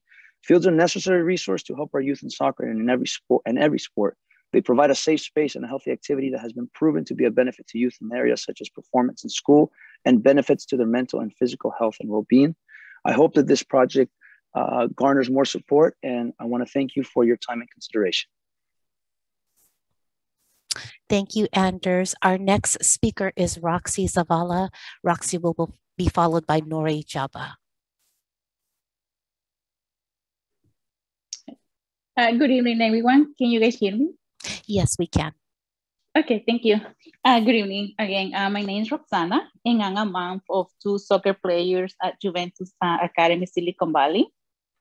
And as we all know, right, the sport is a key, very important key to be healthy for everyone. So for me, I strongly support this request to be build more soccer fields at 601 Arlington Street, because here in Redwood City, we need more space, more fields, so kids can continue to do what they love, which is soccer. So this is my point, and thank you so much for letting me speak tonight. Thank you, Roxy. Our next speaker is Nori Jaba. Nori will be followed by our last speaker, John Pimentel. Good evening, thank you. I'm Nori Jaba, and I'm with HIP Housing also. I wanted to speak a little bit about the affordable housing component of this project and why it is so important. And that is because preservation projects are really hard to do now. The state is not providing financing, and they did in the past. In fact, HIP Housing has done a couple of great preservation projects, and one of them we partnered with Premia Capital on. But now that funding has dried up, so preservation is really, really hard to do. And this project allows 26 units to be preserved. And without partnerships like this with Premia Capital, we won't be able to do preservation in Redwood City. So I just wanted to point out how incredibly important it is and how valuable it will be for the community. Thank you. Thank you, Nori. Our last speaker will be John Pimentel.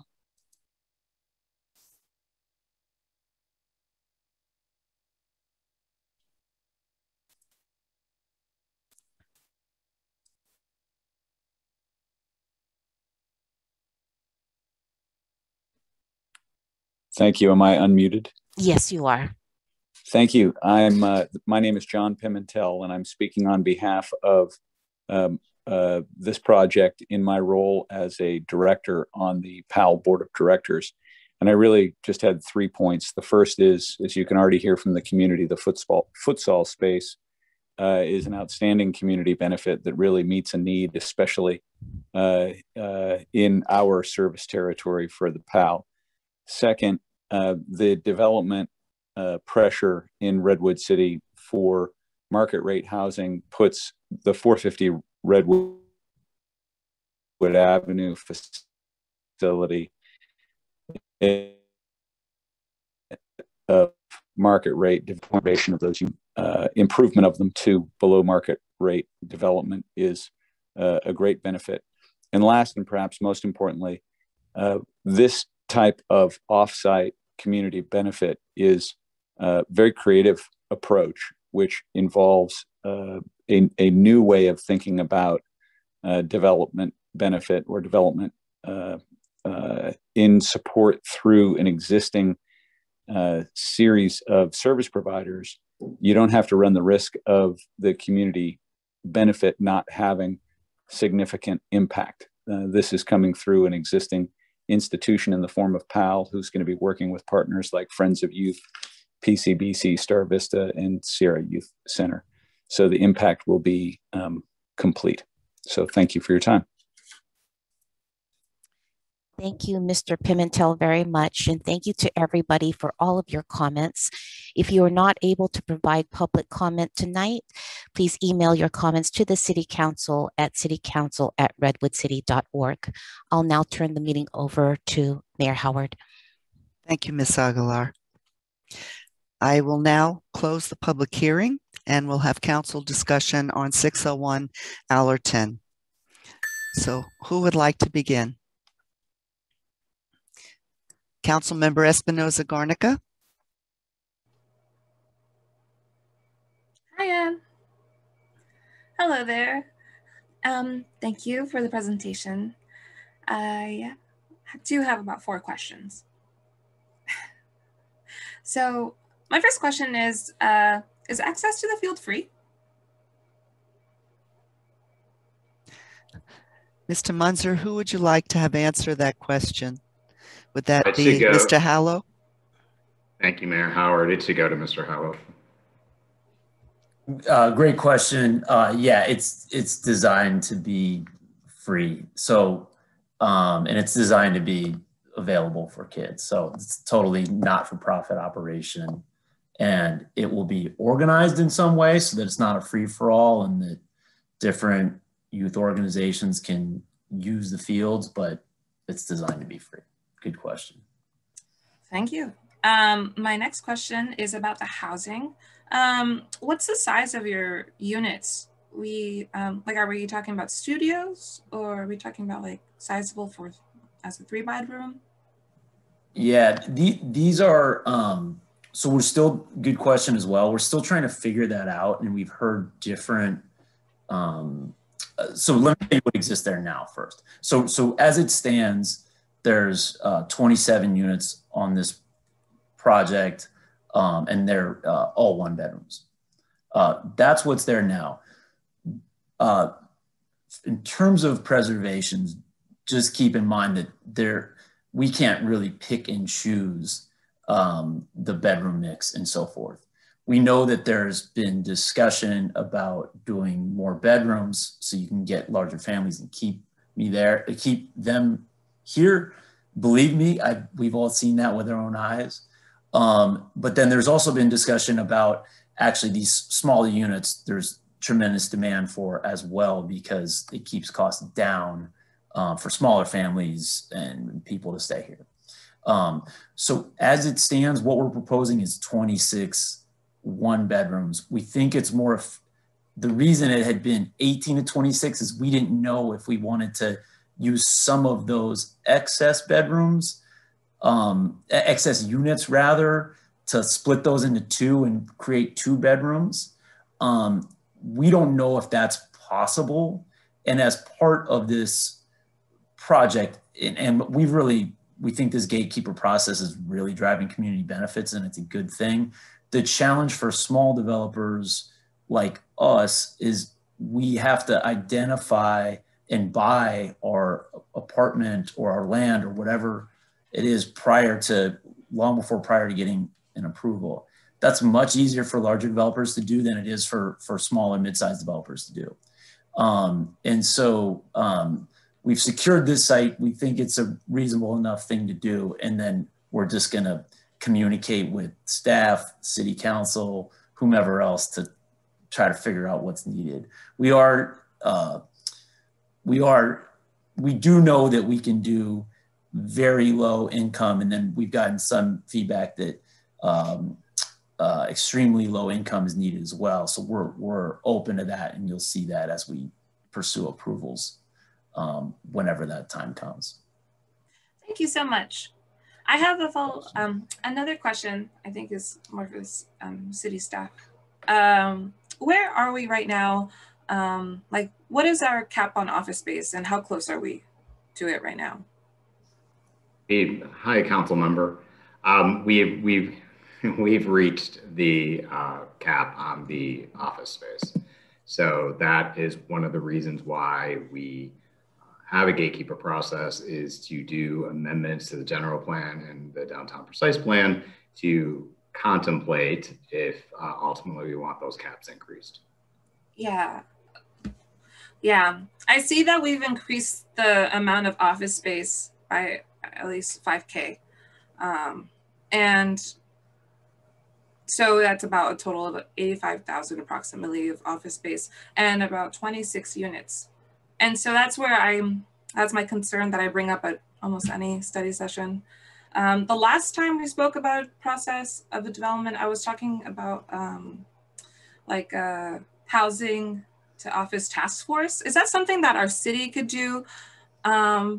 Or is this something that we can be much more critical about on like the amount of space we're using? Because overall, if we're driving more office space, as we are in this project, then we are supplying as much housing, even if it is supplying some of the least common housing, that is still driving out a lot of the community. So thank you.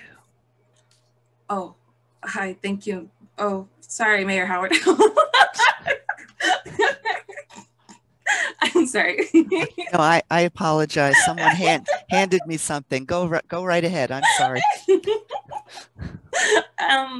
Yeah, so this is what I wanted to bring up, the task force. Is there something that our city is working on that, or has kept on the back burner on projects that coming up for amendments like this? Have we come up to terms that this is like the lowest that we can go that is reasonable for both parties in terms of, office space, Well, council member, if I may. So part of the environmental review process will be studying the amount of total office space that's proposed, and can it be quote unquote mitigated, and are there opportunities for the city to either allow it or not to allow it. So that's part of the very extensive, long public process that I described in my presentation. One thing I will note about this particular proposal, which was actually mentioned during public comment, it is significantly smaller than any other gatekeeper proposal that's been in front of you. I think it's about half the size of its next size office proposal. So for whatever that's worth, this isn't, I'm not saying 85,000 square feet of office is not, substantial, but I am saying that it's significantly less than the other proposals that have been before you. For sure. Yeah, I think I'd feel more comfortable with like if we looked over our precise plan again, because I think it's been a while. But I'm going to wrap it up for my questions. Thank you so much for your answers, everyone. I think the project does look architecturally beautiful. I really appreciate having the concept of more space for the public. That is ideal, I think, under circumstances where there's enough office space, like this would be perfect.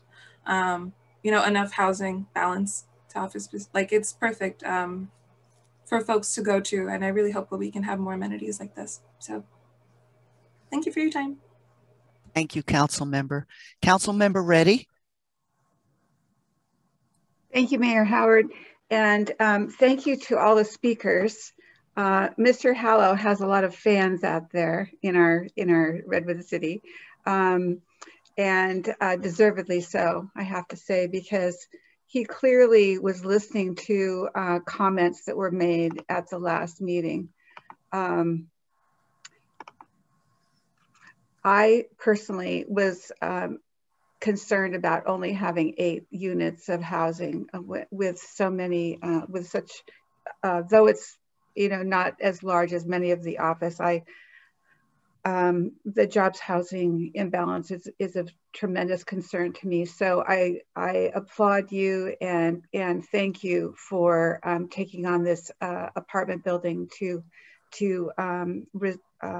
save these units and make them affordable. So my ask is that, and you did mention it, and I thank you for it, that in addition to them being very low, that we have extremely low units in the building, because these are the most difficult units to build, and that the building be deed restricted into perpetuity.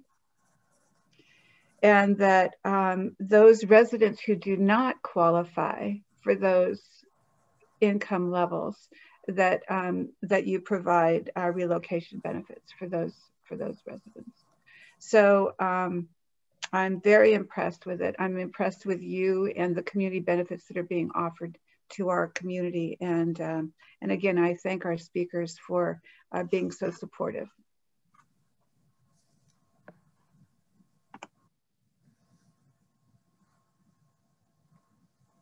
Thank you, Council Member Reddy. Council Member Aguirre.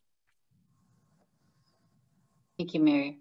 And thank you, Mr. Hallow, for your presentation. Can you hear me? We can hear you.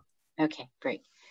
I'm along the lines of Council Member Garnica. What are the limits, and I don't know if this is a Mark Munzer question, of the housing when we're going to that particular site? Because I know that one of our priorities has been to offer larger bedroom or larger units that house 2 to 3 bedrooms and more. And of course, with the smaller project, we know that there are limitations, but within those 26 units, are we going to be giving up numbers of units in order to accommodate larger bedrooms? Or is it a limit on height and size and all of the above? So, because I'm excited that they are, and I agree with Councilmember Reddy about making it very low and extremely low, but what are the limitations of us just having 1 bedrooms there? Well, thank you, Councilmember Aguirre. So this is the renovation of an existing building on a multifamily zoned parcel. So it's permitted, and you know, the number of units that are there, according to the applicant tonight, would be retained. I don't know if this is part of your question, if this was a new proposal, exactly how many units could be put on 450 Redwood Avenue. But it is permitted now as a multifamily use. For 1 bedroom units, you know, this is the conversation we've had before about when you have 1 bedroom units, that certainly meets a demographic need. It gets us a higher unit count potentially towards RENA if indeed these units did qualify, but it doesn't meet the needs of families and larger households. And so what we would do if this project was initiated would be to continue to work with Mr. Hallow and his team to figure out exactly, is 26 units, the right number here, or should we push more and say, we really would like to accommodate some families and some larger households? And I guess that comes to one of my general concerns about, both projects is that, when we're initiating these general plan amendments, that there's somebody looking at the big picture, like, okay, so there's going to be 26 units of 1 bedroom, but then we can get the 2-3 bedrooms at this project. We can look at office as pieces, not just pieces, but the big picture. How does this fit into the downtown precise plan, the general plan? And I want to make sure that as we move forward, that the community is really involved in looking at that, and that there's still somebody saying, okay, these are the projects, and how do they fit? How do they fit into our city, into our general plan? And making sure that some of the concerns that we've heard about office demand, housing opportunities, water, traffic, displacement, and be able to look at them. So I'm thinking about that. And as I know we're looking at these piece by piece, but I'm stepping back and saying, okay, if we got 1 bedrooms here, hopefully we can do this and we can meet the needs within our city and within the opportunities for these projects. So that's just a general statement. That was my only question as far as the housing.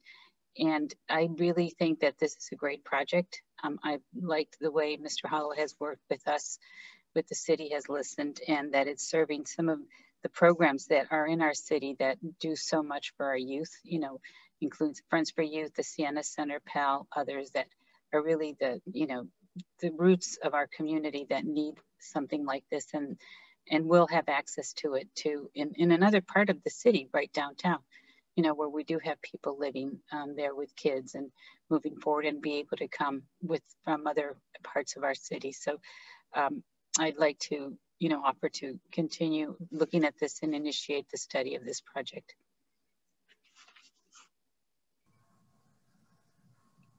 Thank you, Councilmember Aguirre. Councilmember Smith? Mayor Howard, if I may. Oh, I'm sorry, Mr. Munzer. Please, go ahead. I apologize, thank you. I'm told, and by the way, I did not note my team. Our team is here tonight. Assistant Director Sue Exline, Principal Planner Anna McGill, and Senior Planner William Chu. I'm told the site, Councilmember Aguirre, could accommodate up to 32 units if that 450 Redwood Avenue. So this is pretty much, towards that number in terms of the number of existing units. And then, of course, the housing element conversation that we're having right now is really going to weave into, what we believe is the appropriate density and amount and type of housing throughout the community. So I just want to make sure I responded to your previous comment. That's really helpful. Thank you. I guess those are the pieces that the developer and the city need to continue to have in order to, as we move forward. It's like 32 versus 26. What are the benefits for that community and to get to the arena numbers, but also to serve families that have more than 1 kid. Thank you, Councilmember Aguirre. Councilmember Smith? Thank you, Mayor Howard. I appreciate the opportunity to speak tonight. I have a couple questions before I get into my comments. My first question is about the downtown precise plan. My understanding is that previous councils have asked essentially for an update to the downtown precise plan, especially in reference to commercial square footage development caps, among other things. I'm kind of wondering, where the city stands on that. Obviously, we don't have that as a tool here.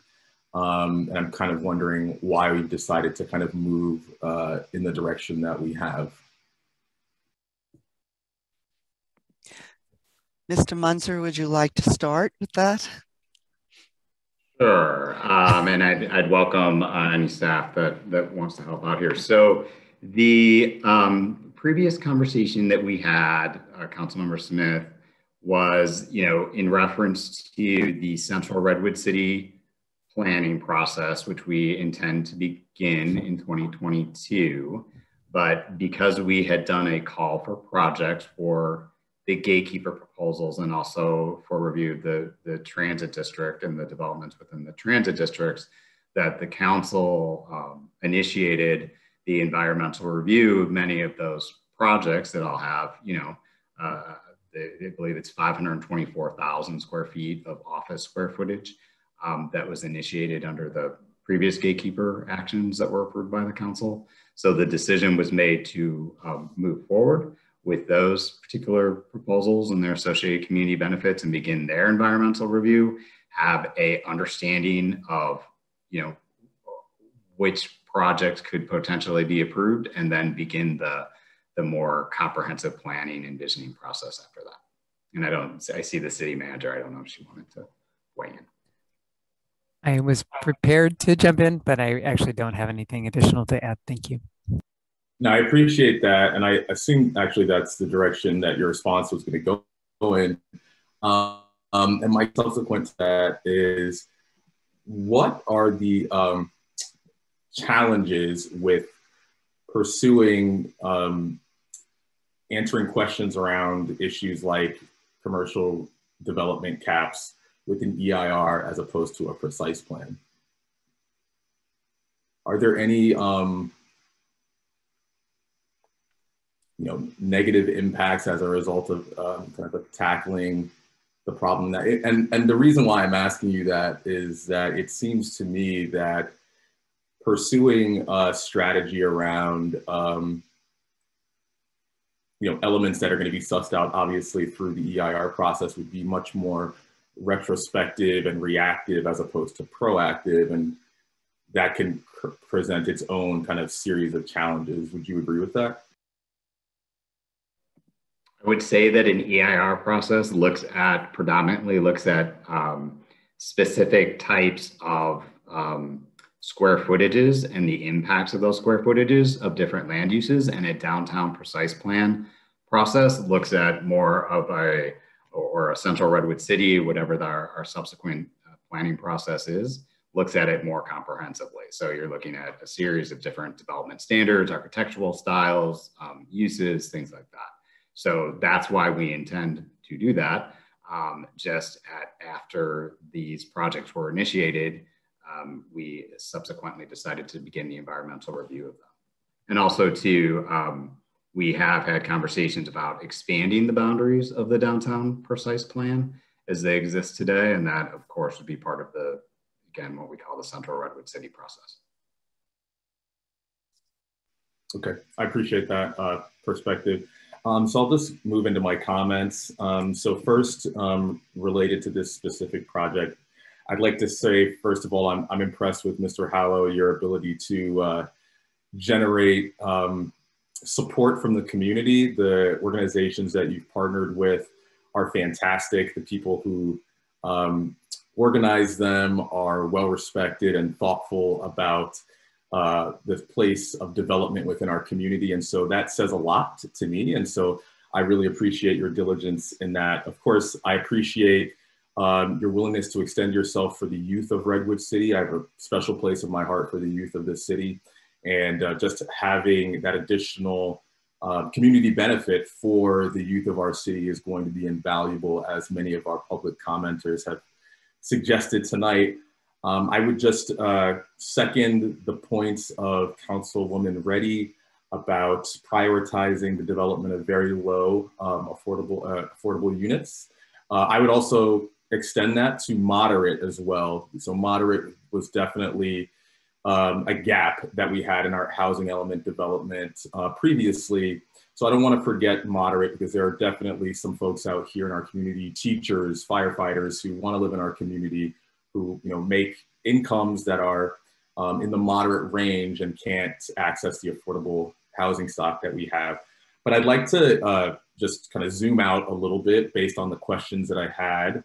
And I will say that, and again, this is a zoom out, this is not directed at this project specifically, but I felt like this was a good time to bring this up, that I'm really conflicted at the process that we've begun to kind of bring down the pike. And specifically, I am concerned that thinking about the EIR as a standard for which we measure in the increase in caps and the changes to our downtown to precise plan is not it's not the best use of time. It's not the the best procedural or process method that we can use in order to answer these very important questions. To Councilwoman Aguirre's point, what does our community look like in 10 to 20 years? And it seems to me that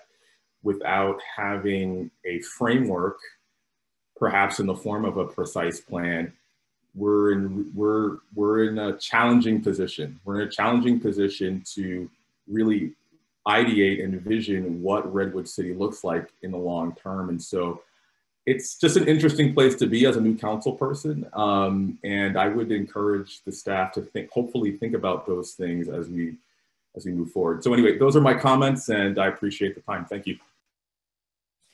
Thank you, Councilmember Smith. Vice Mayor Hale.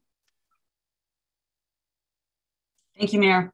Thank you to staff and to the applicant and to the members of the public who spoke on this project. So I wanted to start with a question on the housing element because it was briefly brought up, and poke around the edges of that a little bit more. So it was brought up that if this is an area that gets explored in the housing element, then it could potentially account for more units. Mr. Munzer, I'm wondering if you could explain for us how the housing element will work concurrently with the rest of the gatekeeper process. So as these projects go into the process, will those be parallel tracks that don't intersect, or will there be points of intersection, and what? Sure. Thank you, Vice Mayor. There will be points of intersection. Where we're at with the housing element process right now is visioning and values, and really very important questions that for the community to discuss and have a conversation about, but doesn't get to like the intersection of development sites. Where they will intersect is where we have, we'll need to develop housing opportunity sites as part of the housing element.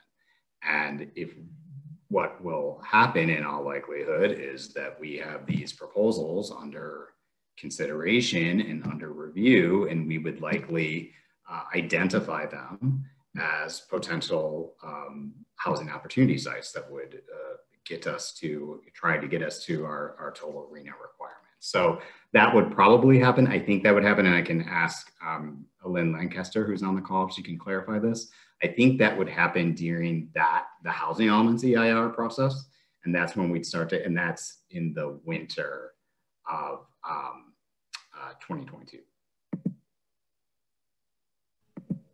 That's all correct, Mark, and I don't have anything else to add. Thank you, Alin. So I kind of think of this as a floor and not a ceiling in terms of the housing potential of these areas, because they're all going to come up for potentially review and discussion. Is that a fair comment to make? And that's to Mr. Munzer. Yes, that's a fair comment to make. They will all be part of our public review process. Okay, thank you. Yeah, I think that's exciting. I guess I'll make a couple of comments. So I share less of the concern about the downtown precise plan, and I was on the previous council where this was discussed. And part of the challenge that I recall was that we were just talking about a very narrow area of land when there was so much interest and opportunity coming from areas just slightly outside of it. And I think that with the housing element, we're probably going to be looking at additional parts of the city, as has already been discussed. And so when I think about the visioning and the ideation, it's just with a much broader lens and with a goal, and the goal relates to, our overall housing goals, which I do think is a worthy exercise and also a mandatory one, but a great opportunity for us to come together as a community and decide what we want the community to look like over time, and in the process, potentially to shape what's possible at these specific project sites in terms of housing. I want to share my appreciation for my colleagues' concern for families. This is, of course, an issue that's been near and dear to my heart, and I've so appreciated how everyone on our council has been so pro keeping families in Redwood City and understanding how housing relates to that.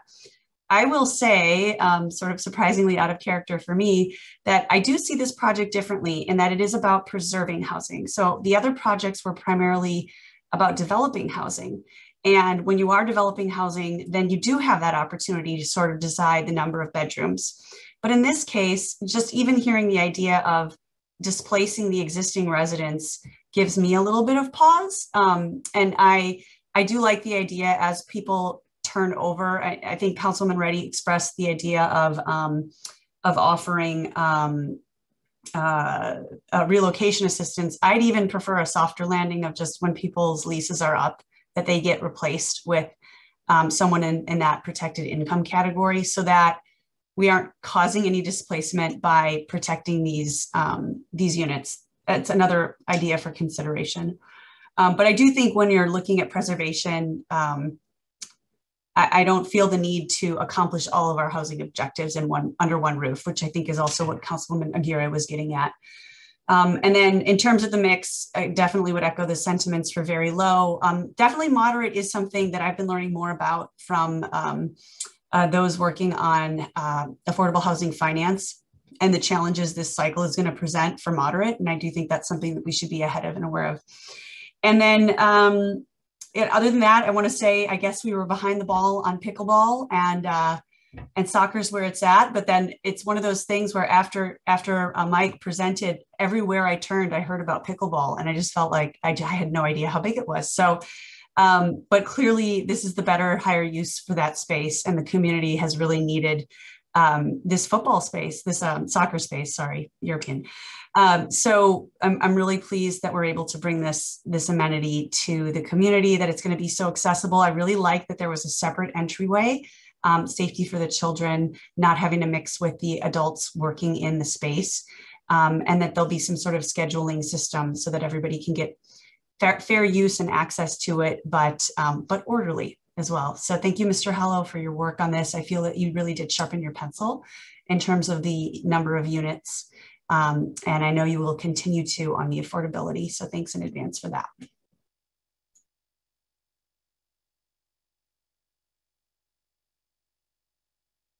I'm sorry. Vice Mayor Hill, thank you. Councilmember G. Thank you, Mayor Howard and Mark and Mike and all the public commenters. Thank you for your time this evening, and thank you for the presentation. Just a couple quick questions. Mike, on the field that's proposed, who's going to maintain that?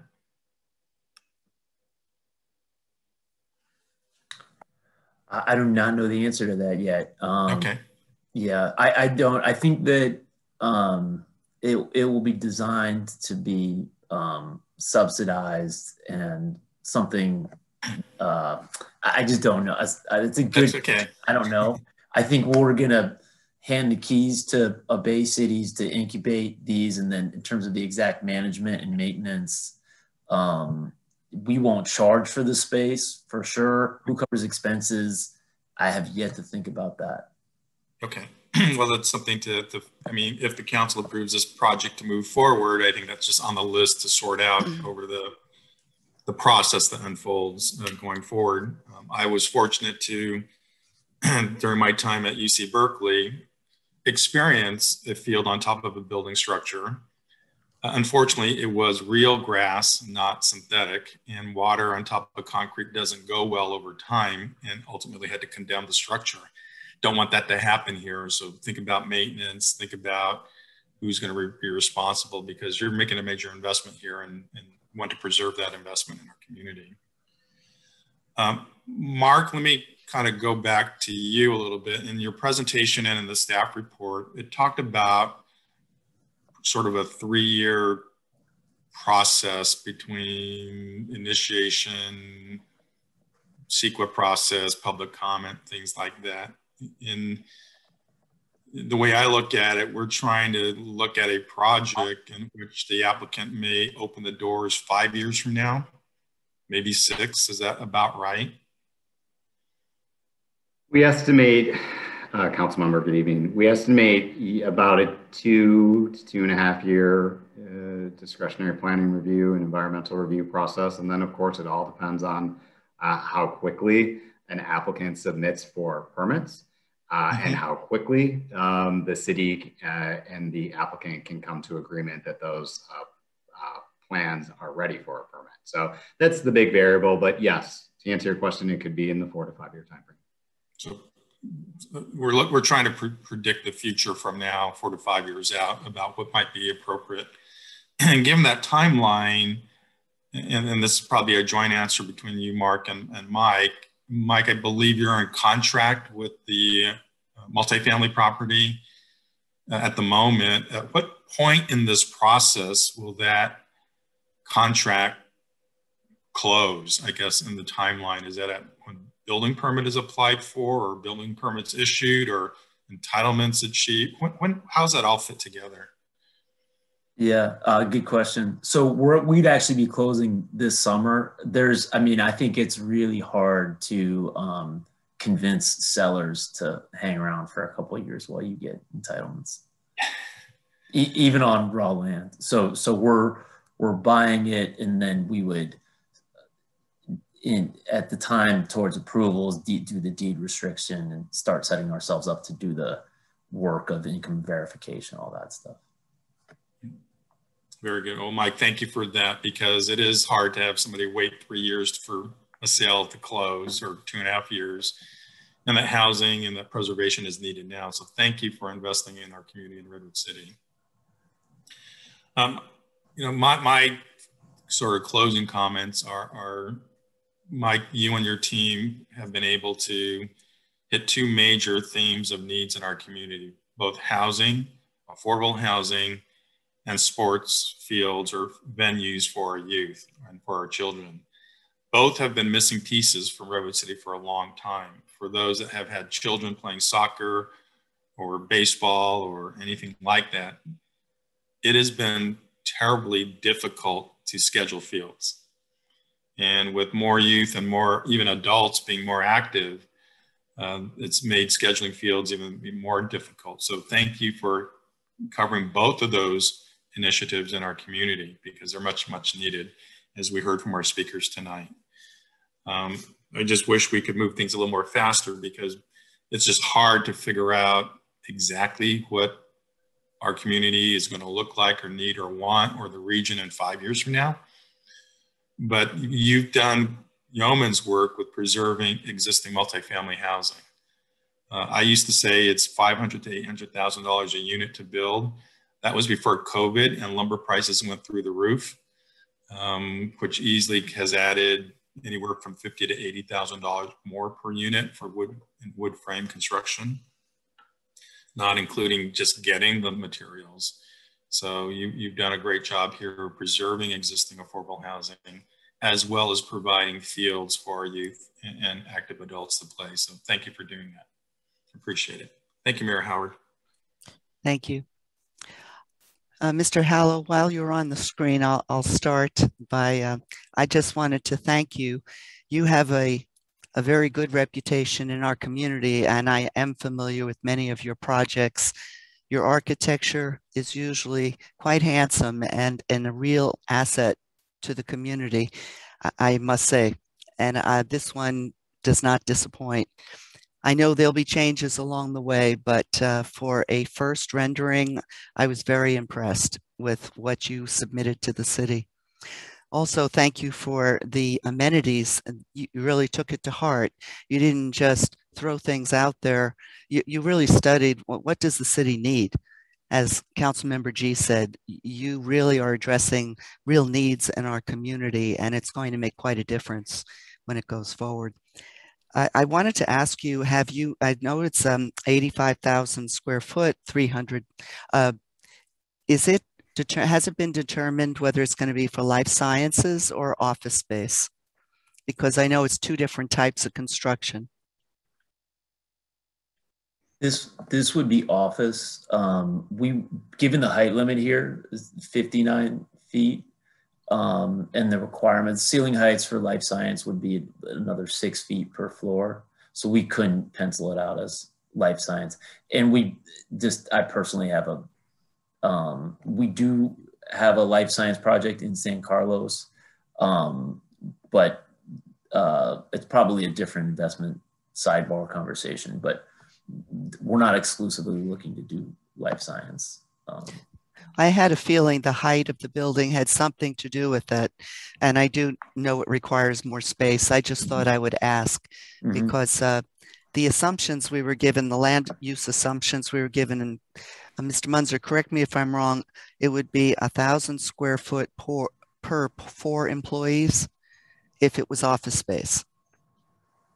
Yes, Mayor. The most recent estimate we have is 250 square feet per employee. So if anyone is considering, not Mr. Hallow, but if anyone's considering life sciences, I believe it's half the number of employees. And so that's something that I keep in my head, that formula, I keep that in my head. But I did want to say this project is modest compared to many of the projects that we've been given. So I'm glad you're bringing it before us. I will be voting to initiate and study this project. But Mr. Munzer, would you clarify for the public, because I kept hearing people say, approve the project, don't approve the project, approve the project, don't. That's not what we're here to do. And so would you clarify that, please?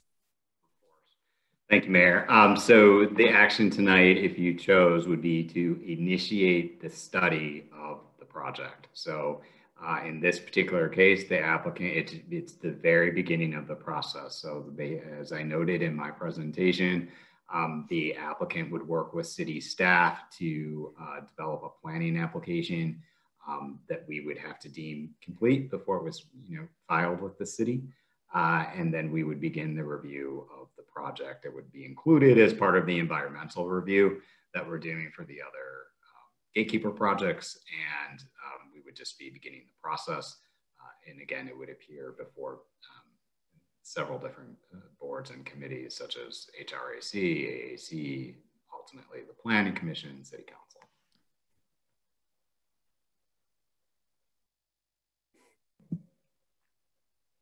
Right. My last comment to Mr. Hallow is thank you for working to preserve housing. That has been something that's really important to me because we have so many apartment buildings in Redwood City, and the state is not recognized before the importance of preserving existing housing. They keep thinking that we have an abundance of raw land, and we don't. No one does. And so the idea of preserving existing housing to me is crucial and should be given its proper and due credit. So I was going to suggest that you might be in touch with the Housing and Regional, the heart of San Mateo County, because they are starting to look at housing preservation and how to help people who are trying to enter into this venue. So you might think about contacting them and see if there's a partnership there. They've worked with Habitat for Humanity in Redwood City and other organizations.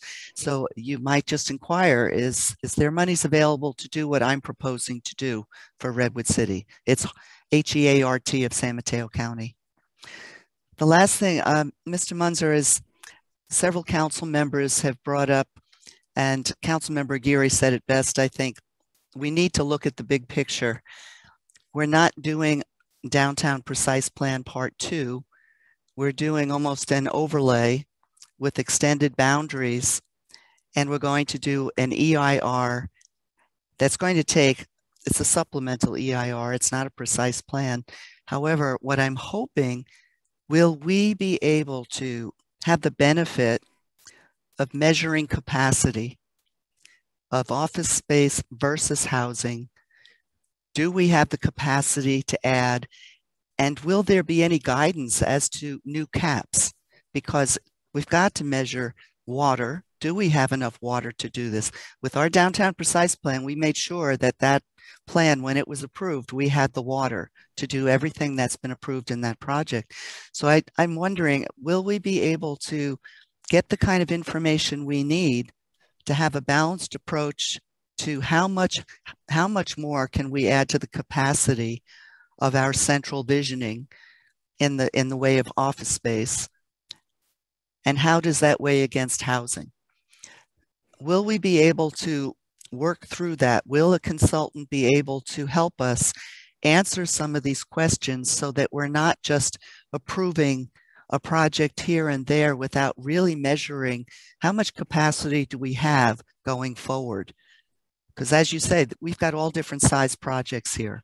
So I'm hoping that we'll have some way to measure that so that, as Council Member Michael Smith said, we can make really sound decisions on to what we should approve and what we shouldn't.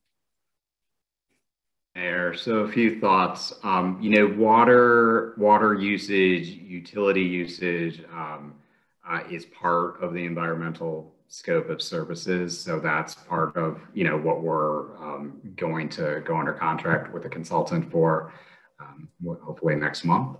So I also do want to emphasize, you know, the Central Redwood City visioning in the beginning of that plan is on our work plan to begin in 2022.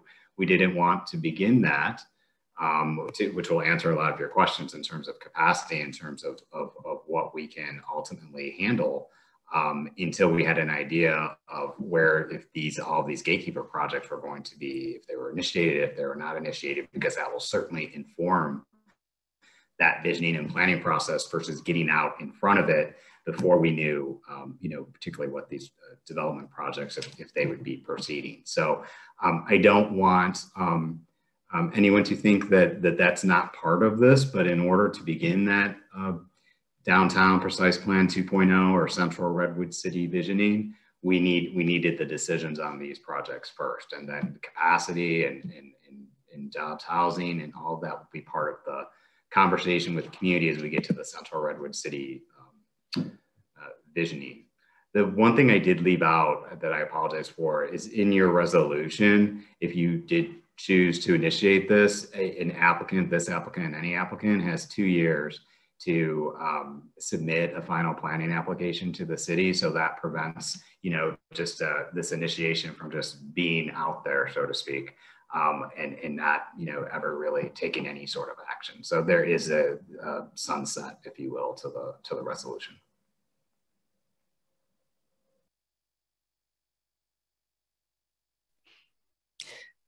Thank you, Mr. Munzer.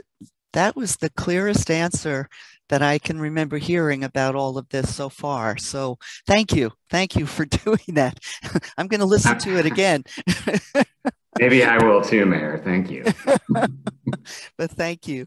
So I don't see any further council discussion. So I'd like to see if there's a motion by council, a motion a second to adopt a resolution initiating the following project, which is 601 Allerton.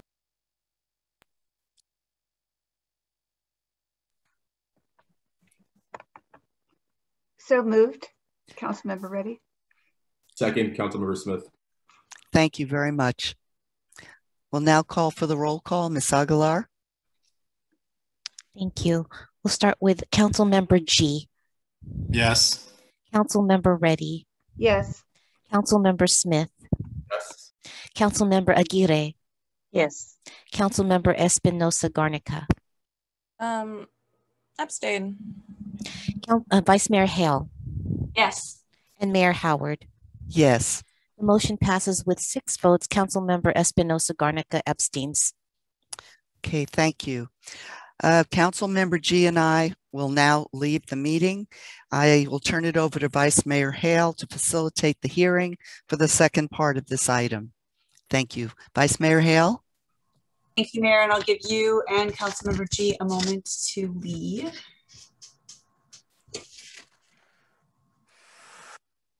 Right, we're moving on to the next project under this item. And we will again have Community Development Director Mark Munzer give a presentation on the 1900 Broadway project. Mr. Munzer. Vice Mayor Hale, members of City Council. This is a much shorter presentation because we will not be giving the background on the gatekeeper process. So if we could go to the next slide, please.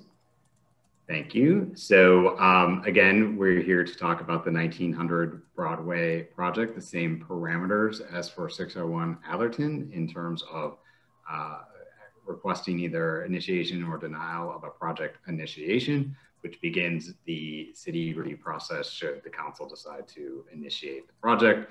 Staff recommendation is to make a motion to initiate a general plan and downtown plan amendments to begin the study of the project. Next slide, please.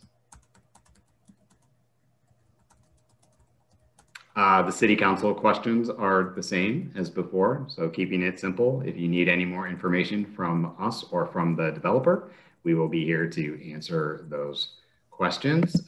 Next slide, please. And this is the rendering of the project at 1900 Broadway. Again, I will keep my comments to a minimum as Mark Murray with Lane Partners will be making a presentation after me. I will note again, as we did with the preceding gatekeeper projects, that the city staff made an assessment as to if we believed the project met your strategic priorities of housing, transportation, children and youth. We maintain that it does. One thing I should say just for the public, where you're looking at now is the intersection of Main and Broadway towards the project site, which presently is the location of a surface parking lot in Wells Fargo Bank branch. And then probably the most significant change to this project is in the housing category, where the applicant, since they were here in October of last year, has significantly increased the housing count from 54 units to between 70 and 80 BMR units at low and very low income. I believe they will speak to a change in partnership with their affordable housing entity. The balance of the project largely remains the same as detailed on the screen. There is a agreement with the proposed Sequoia Hotel renovation to provide some parking to them. Next slide, please. And I apologize, we should have the formal language for the initiation, but I think we may have a preceding presentation here, but we do recommend that you initiate the project at 1900 Broadway. And I will turn it over to Mr. Murray. Thank you.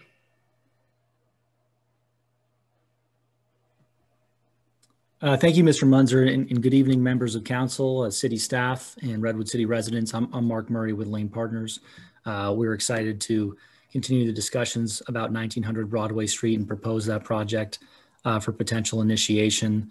We're also the developer and still current owner of 2075 Broadway Street, which is about a block away down Broadway, and the current home to the community center and headquarters for the Chan Zuckerberg Initiative. That project also received one of the Mayor's Beautification Awards for architecture, which is something we're extremely proud of, and hope to continue that level of quality at this project as well. Also presenting with me this evening is our lead architect, Don Jedkins with Redwood City-based DES Architects. If you could go back one slide just to the cover page. Yeah, so this first rendering is an overview of what we're calling the public commons. It's an extremely large 10,000 square foot open space that'll be privately constructed and maintained, but will be open to the public at all times. We see this as kind of one of the lead design elements and public benefits of the project, which we'll talk a little more in detail momentarily here. If you go to the next slide, please. So this is a site I think everyone's very familiar with currently. This is the existing conditions. My understanding it's looked pretty much like this for probably about 50 years. There's been no use here but a retail bank. So no other activated retail or any use of any kind, only for the use of bank customers. We want to change this block very significantly and reinvigorate not just the 1900 block, but also help retail and create more energy running down Main Street and Broadway as well. Next slide, please. And this is a rendering of kind of the vision we have for the project. And to orient you, this is kind of the view you'd have if you're standing on the sidewalk, kind of right in front of the main door to the Sequoia Hotel and looking across the intersection of Main and Broadway. In the foreground, you have that 10,000 square foot public commons, which will be a combination of hardscape and landscape seating areas, amenitized with other amenities, which we'll discuss later as well. Flanking that area within the building will be 10,000 square feet of brand new Class A retail There's no retail required under the downtown precise plan on this block. This was something after meeting with all the members of the retail task force and other folks in the community. They really wanted to see retail in this area to kind of further invigorate not just this block, but again, kind of help the surrounding areas. In addition to the 10,000 feet of open space, it'll actually be about 2,000 feet of community interior space within the project. Some of that will be a storage area that we're doing for the Parks and Recreation Division, something they asked for to have the ability to kind of facilitate events, not just right here in the public commons, but other areas of the downtown. We've also, and this is new since our initial gatekeeper submittal, but we're adding 1,000 square feet of community art space that can serve as a gallery or incubator space for our organizations and things of that nature.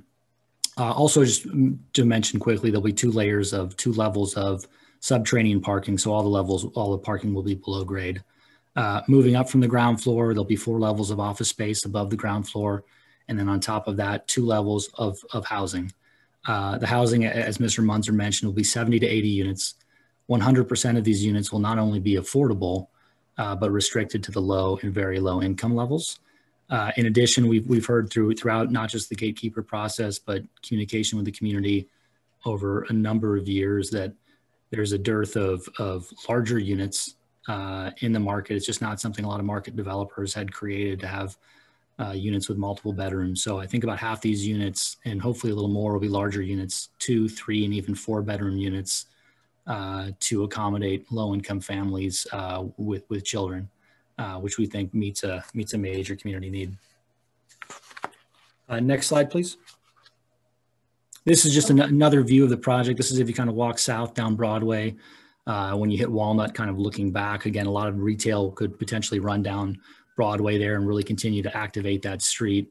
You know, that kind of couple of blocks is sort of a dead zone in terms of retail, where you have a lot of energy at Restaurant Row and some kind of further south on Broadway with La Viga and things like that. But kind of this middle point is sort of a void currently.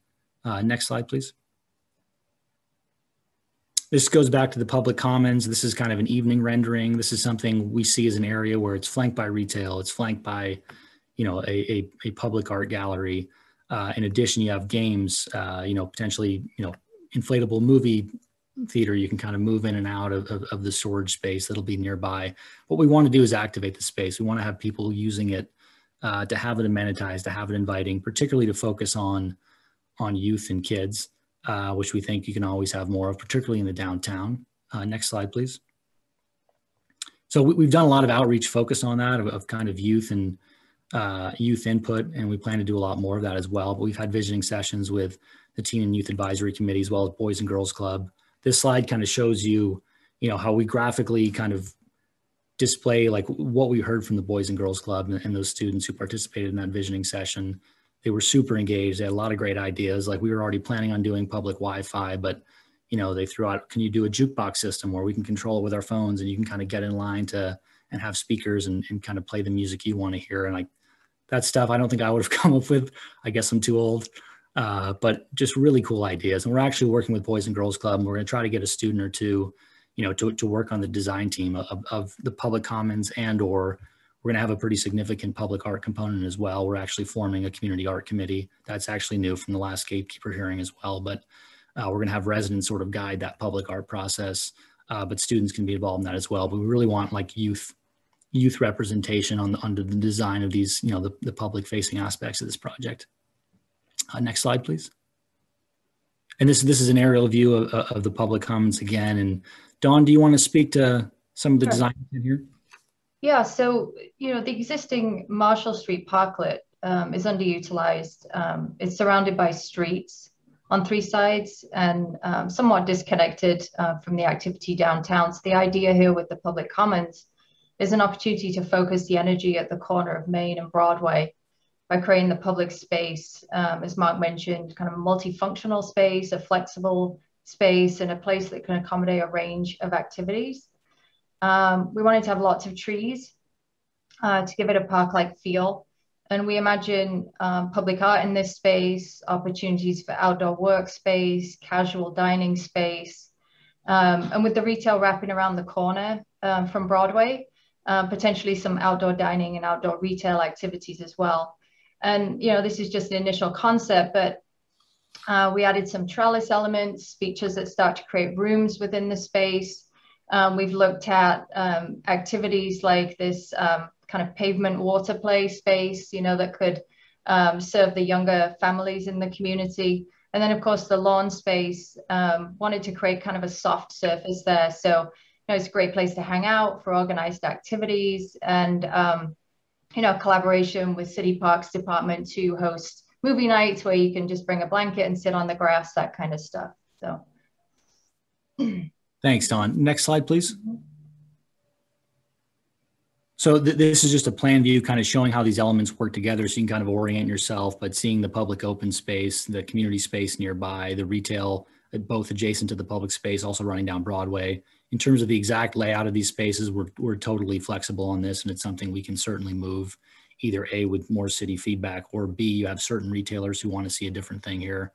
Part of the goal here is to capture some really great retailers, and we're going to have the space they need with, the ceiling heights and other infrastructure they need, which is one of the recommendations of the retail task force.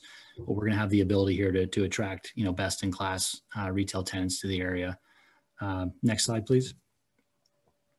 This just shows kind of some of the amenities that we got from talking to different groups, including Parks and Rec, but rideshare drop-off, bike racks, bike repair stands, pet stations. Again, we're going to have a very significant public art component here, which will be driven by, again, a community team of residents.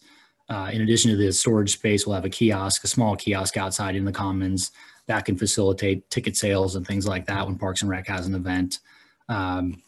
You can go on to slide number 11, please. This just kind of gives you a sense of scale. When we speak in terms of, 10,000 feet, if you're not in this industry, you might not know what that means. This is kind of the size and shape of the public commons, overlaid over something everyone's familiar with in Courthouse Square to give you a sense of scale. Next slide, please. And so, our proposal, as currently devised, includes us, acquiring the chunk of the adjacent parklet Dawn mentioned, as well as a portion of Spring Street. We think this, furthers the best development site. Also, we wanted to point out a couple things. One, the genesis of that idea was not ours. It was not, a developer-driven idea. That's actually how the Downtown Precise Plan, I believe section 3.2, talks about the best way to reorient these streets and to develop these blocks. And we can answer questions on that as well. Thank you, Mr. Murray. I want to see with council if there are any questions for staff or lane partners before we open the public comment. Seeing none, we will now open the public hearing, taking public comment on the 1900 Broadway project only.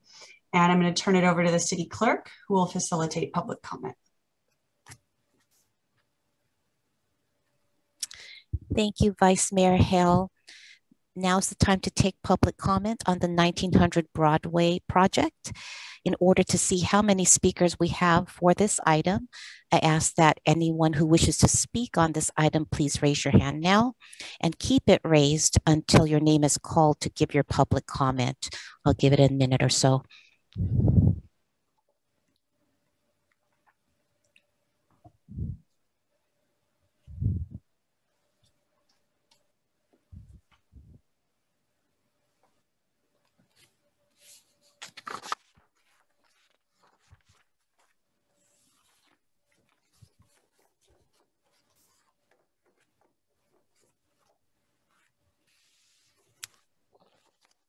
It looks like we have 17 speakers at the moment. If anybody wishes to speak, now's the time to queue up by raising your hand.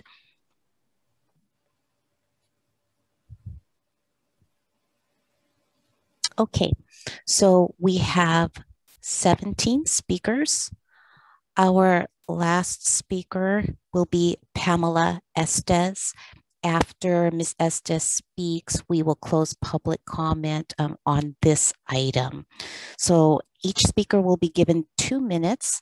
I will call your names in the order that your hands were raised, two at a time.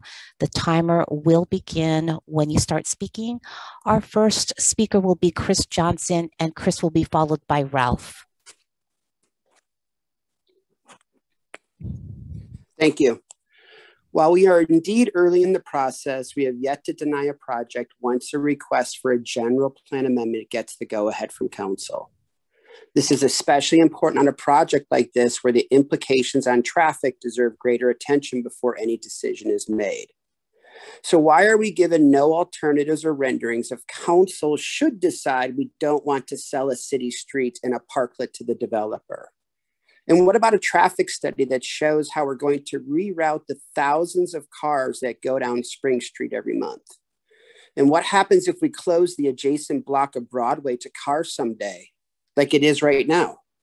Even city staff has thrown in the towel. Last time we considered gateway projects, they stated they could only reasonably handle 5 projects, yet 6 were advanced by council. And now city staff recommends 2 more projects? What changed? I tip my hat in advance to the many speakers who will inevitably speak in favor of this project. That said, I don't expect them to follow all the other projects proposed in our city, nor do I expect them to know that the housing this project is proposing doesn't even come close to meeting the demand it creates. That's council's job. And I'm not surprised there won't be more residents here voicing concerns. We now have over 37 major projects listed on the city website on top of the 20 that have already been completed since we adopted the DTPP. Residents are beaten down, exhausted, and they feel their voices go unheard. So when is our general plan no longer going to be for sale to the highest bidder? I'm not aware of any other city who does planning this way, and there's plenty of reasons why. The 6 million square feet of office space in the pipeline equates to 25,000 workers and thousands of service workers will be needed to support them. Where are they going to live? When do you send a message to our renters who always pay the price that you are listening and that you're willing to do something about it? And finally, when are we going to form the Jobs Housing Task Force that Councilmember Espinoza Garnica keeps calling for, yet goes unheeded? If you could wrap it up, Thank that you. would be great. Thank you very much.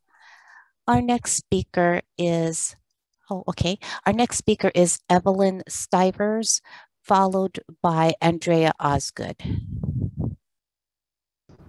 Thank you so much for the opportunity to speak. I'm Evelyn Stivers, the Executive Director of Housing Leadership Council of San Mateo County.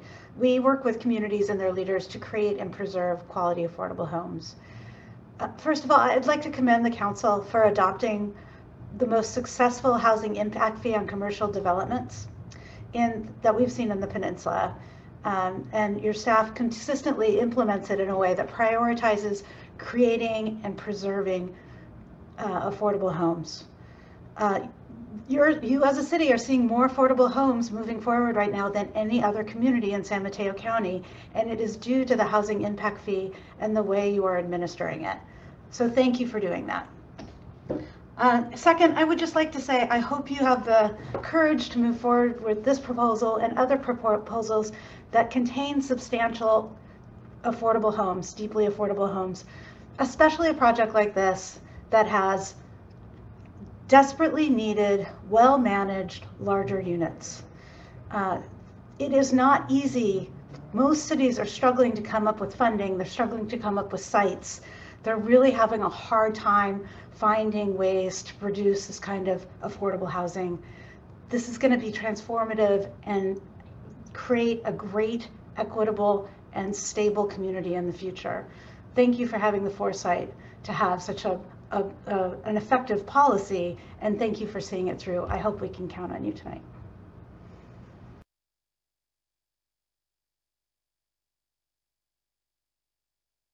Thank you, Evelyn. And Ralph had your hand raised earlier. I will call on Ralph, and Ralph will be followed by Andrea Osgood.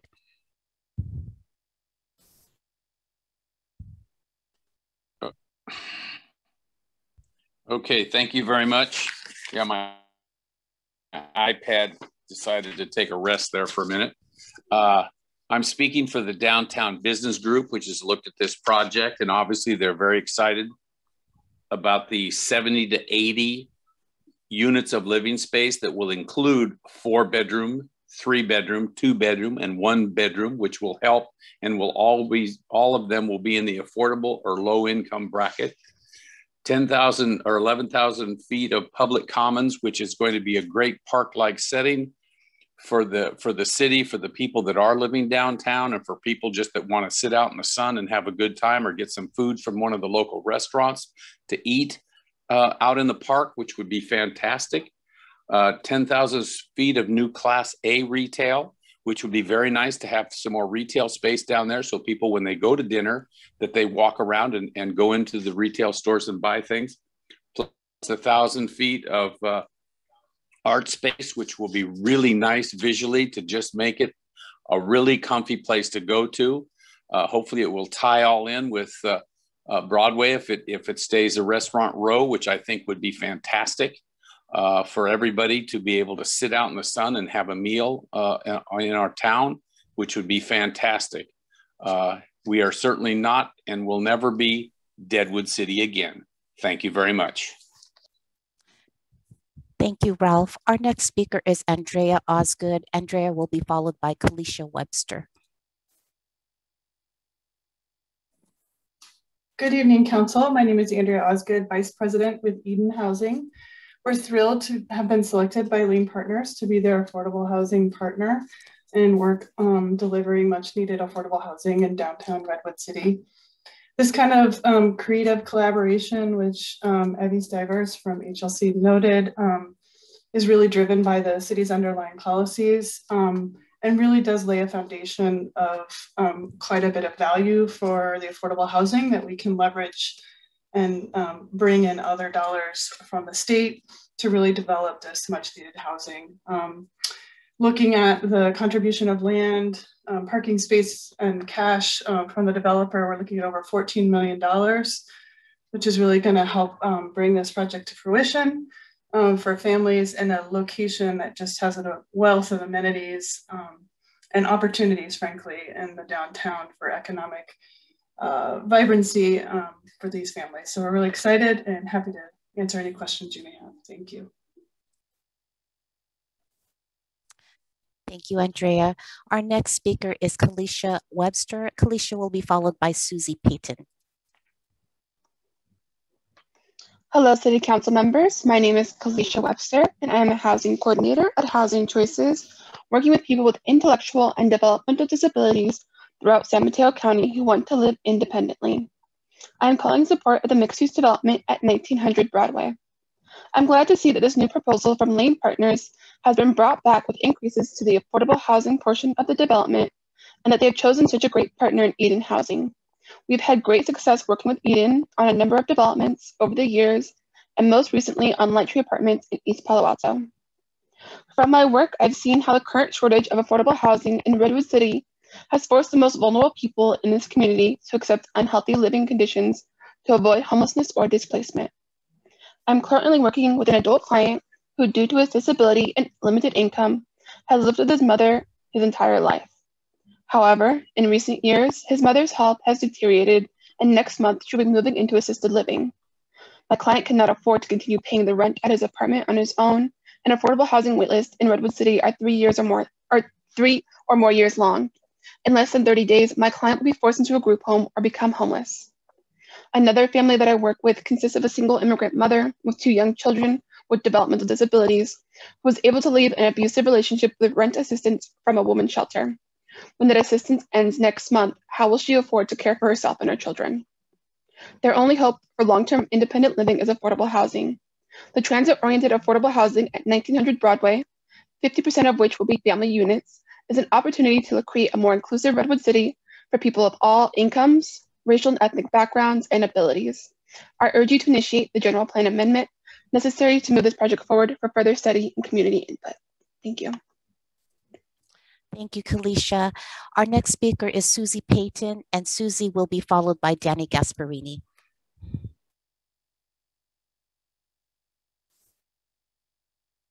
Okay.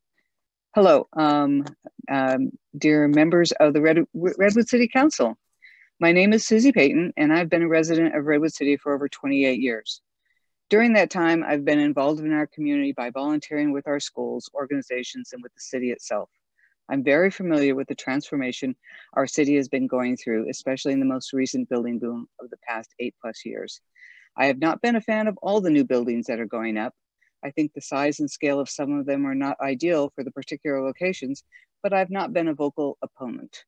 That said, I'm very supportive of smart growth, and overall, I feel the city has overseen the revitalization of the downtown into a vibrant area that is a joy to go to, and I think will stand the test of time. Today, I'm speaking to you in support of another project that I feel will add immense value to the renaissance of downtown, the proposed project at 1900 Broadway. I believe this project has multiple merits. To start with the location, the existing bank and parking lot are totally underutilized. If this project is able to go forward, and with the 851 Main Street project is completed, we will have another part of downtown well on its way to being revitalized. The increased foot traffic from these two projects and additional retail will give the existing businesses with help the existing businesses with new customers. The new underground parking will be available to the public in the evenings and weekends, and will give a huge boost to the restaurants and businesses on the street and others nearby. I think the scale and design of this project works quite well for the location. The large public plaza, as well as the buildings being set back on both Main and Broadway, give a light and airy feeling. We need more open space within the downtown, and I'm glad to see another plaza and green space for the community to congregate and enjoy. I'm very supportive of the affordable housing component and of this project. Having larger units for families makes total sense. And as someone who is very involved with public art in Redwood City, I am pleased to see the developer is planning to form a public art committee that will include members of the local art community. I believe this will add immense value. Thank you, Susie, very much. Appreciate your comments. Our next speaker is Danny Gasparini, and Danny will be followed by Kate Comfort-Har. Thank you, City Clerk Aguilar. I'm hoping that you're not going to start the clock for just 1 second. Tonight, Councilmember G made a very surprising comment and removal of himself because of a Sequoia Hotel mural that we paid Casa Circulo to do because we had broken windows from one of the protest marches. But so I'd really like to have further comment. My husband is sitting here next to me as well. And I guess our only solution so that Councilmember G can return to the conversation about development in the downtown is to remove the murals tomorrow morning, which I think is super sad because the teens I know spent a lot of time on that. So thank you for allowing me to say that and to voice our surprise that this happened tonight. So now I'll begin my comments in support of allowing not only 601 Allerton, but 1900 Broadway to be part of the gatekeeper process. As Councilmember Aguirre pointed out before, by having these developments in our downtown area under one gatekeeper process, it allows us to study the projects together with an EIR so that we don't feel like we're piecemealing these projects. I first remember 1900 Broadway coming to the chamber about 3 years ago. So I super appreciate Mark and Scott for really listening to a lot of community groups, both art groups, the chamber, housing groups, public community members, neighborhoods about various components of this project that they'd like to see happen. And therefore, looking at the downtown precise plan and the fact that that called for the shutting or the removal of the parklet in the downtown precise plan, we're able to get more affordable housing. Also reaching out to the retail task force. I happen to have been on the retail task force, and we knew we could not ignite Main Street unless we started activating Main and Broadway. The street down Broadway is just not alive enough to then activate Main Street. So I appreciate that they brought in subsidized retail space to Main Street. I'm super sad that they have one council member removed from the initiation vote tonight because they did a really wonderful neighborhood gesture of partnering with us and providing us parking when there was no way our project could ever do that. So thank you, Mark and Scott. I just really appreciate their listening to the community and redesigning this project so that the community had great input. Thank you. Thank you, Danny, very much. Our next speaker is Kate Comfort Har, and Kate will be followed by Jay Kraft. Hello, I'm back, just when you thought you were safe. I wanted to just reiterate, I did submit a letter to the council to sort of explain why HIP Housing had to step away from this project. This is a really exciting affordable housing project. It's very rare that you get a private entity willing to invest $14 million into an affordable housing component of a project and do the construction and provide the underground parking. So many really wonderful components to make it possible to create extremely low income housing and larger units as well. But with changes to the way the TCAC financing at the state level happens, and really this is a sophisticated project. It really needs a sophisticated partner. And while HIP Housing is a great partner, and we were super excited to be the first ones to be invited to be a part of this project, we realize that we want the most success for the housing component of this project. So we were very pleased to be able to make the introduction of Eden Housing to Lane Partners, to be able to take our place as the affordable housing partner. They have great capacity, a lot more experience in doing exactly these kinds of projects. And so we're very excited to see that partnership has gone forward, and that what's going to happen on the other end will be very beautiful affordable housing units in larger unit sizes that are so desperately needed. So we are a great supporter of the partnership of Eden and Lane, and that I wanted to make it really clear that HIP Housing chose to step away. We were not asked to in any capacity. And in fact, we just want to make sure that this is the best possible project. So thank you. Thank you, Kate. Our next speaker is Jay Kraft, and Jay Kraft will be followed by Allison Madden. Thank you. Good evening, council members. My name's John Kraft, and I'm a resident of Redwood City. I've lived here for about a decade, along with my wife and 3 children. And I'm just here to voice my support for the project at 1900 Broadway. It's a really beautifully designed building that I think we could all be very proud of to have in our hometown. And this is one of those types of projects that I think could be really impactful for the downtown. It's a really smart mix, a nice balance between retail, office, a significant amount of affordable housing that we've heard throughout the evening is a real impetus for the city, and something that we are putting a lot of focus on, and rightfully so. And the amount of open space that is being provided and offered here is something that I think will be a great benefit to all members of the community. So really excited about that. 10,000 square feet of open space at the corner of Main and Broadway could do wonders for that part of downtown. Also, I'm a local real estate agent, so I do know firsthand how much the market is looking for projects like this. Transit-oriented development is really smart for local retailers, local office tenants that are going to be hopefully housing here downtown in the future. And in general, I'm very, very supportive of all development in and around our Caltrain corridor. Helps reduce traffic and really helps bring a lot of vibrancy to the downtown core. So again, I think it's a beautifully designed project, and I hope you guys see that as well. Thank you.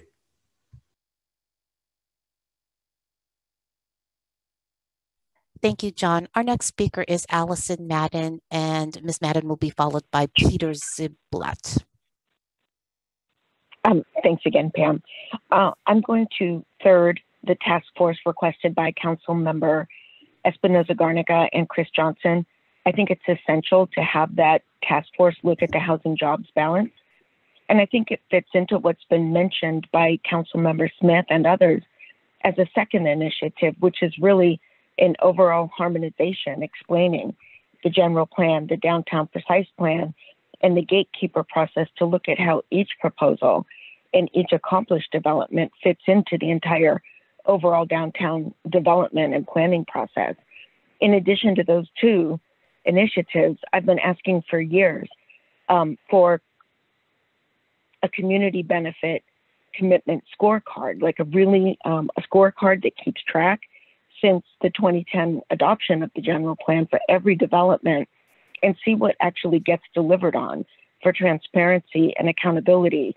And, since much of what was promised east of 101, I don't think the community benefits materialized as to open, public beach space and kayak launch ramps. They're all locked, they're all private. Almost all of the community benefits either didn't get delivered on or, are significantly less than committed. As to retail, this may be biting off more than we can chew, because many of the retail SMBs, a lot of them have failed along Broadway near the Caltrain tracks and all along Broadway. And I go out there every day. I go to the Redwood City businesses. Just today, Coffee Bar, Sakura, Starbucks. I always eat downtown and I love it. I love Restaurant Row. But there's already stress on people that are trying to get by. Anyway, I also think that the drawing looks really nice, but the mention of what could be done with that communal space is really squishy. And I just really want to see strong commitments and delivery. Thank you, Allison, very much. Appreciate your comments. Our next speaker is Peter Ziblatt, and Peter will be followed by Tina Sire.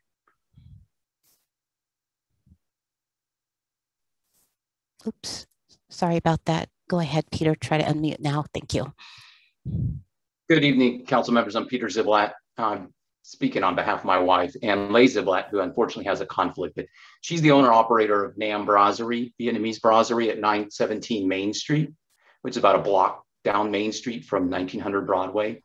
And we are both very supportive of the proposed project at 1900 Broadway. One of the reasons my wife elected to open Nam Brasserie on Main Street where she did was due to the vibrancy of downtown. And while COVID has certainly presented a challenge and temporarily depleted some of this energy downtown, she's very optimistic that downtown will thrive again. And that with projects like 1900 Broadway and the activation of that prominent corner, after all, it's Broadway and Main, that pedestrian activation will allow Main Street to thrive as well.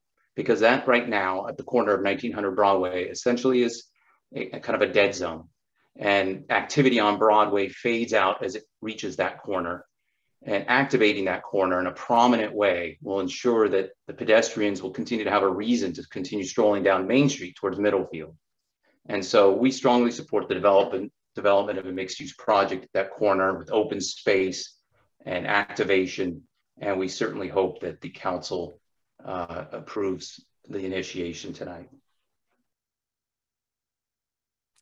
Thank you, Peter, very much. Oh, thank you, Peter. Our next speaker is Tina Sire. Tina will be followed by Gina Osumi.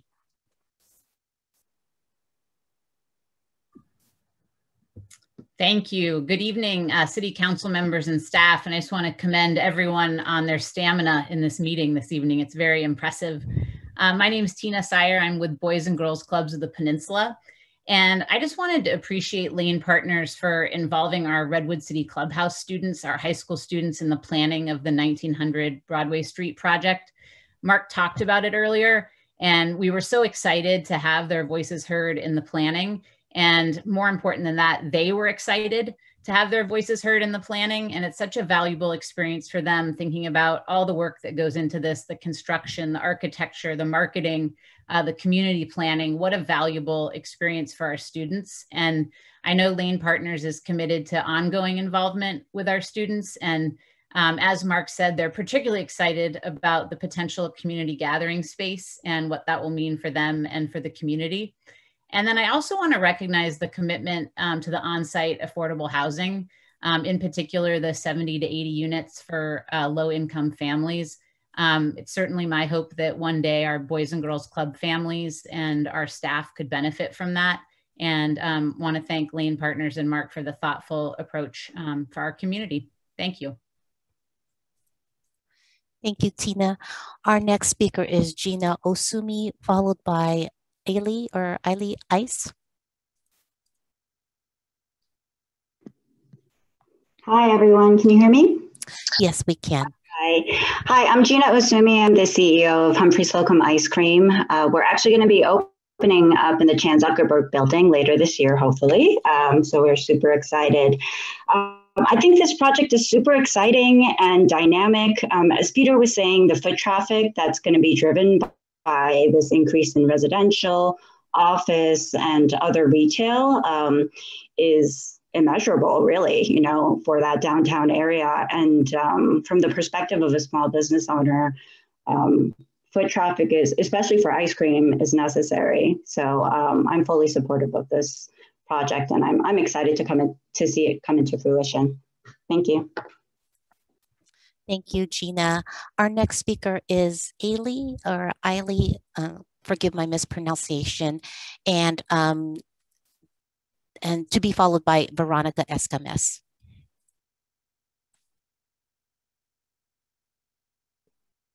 Hi there, can you hear me? Yes, we can.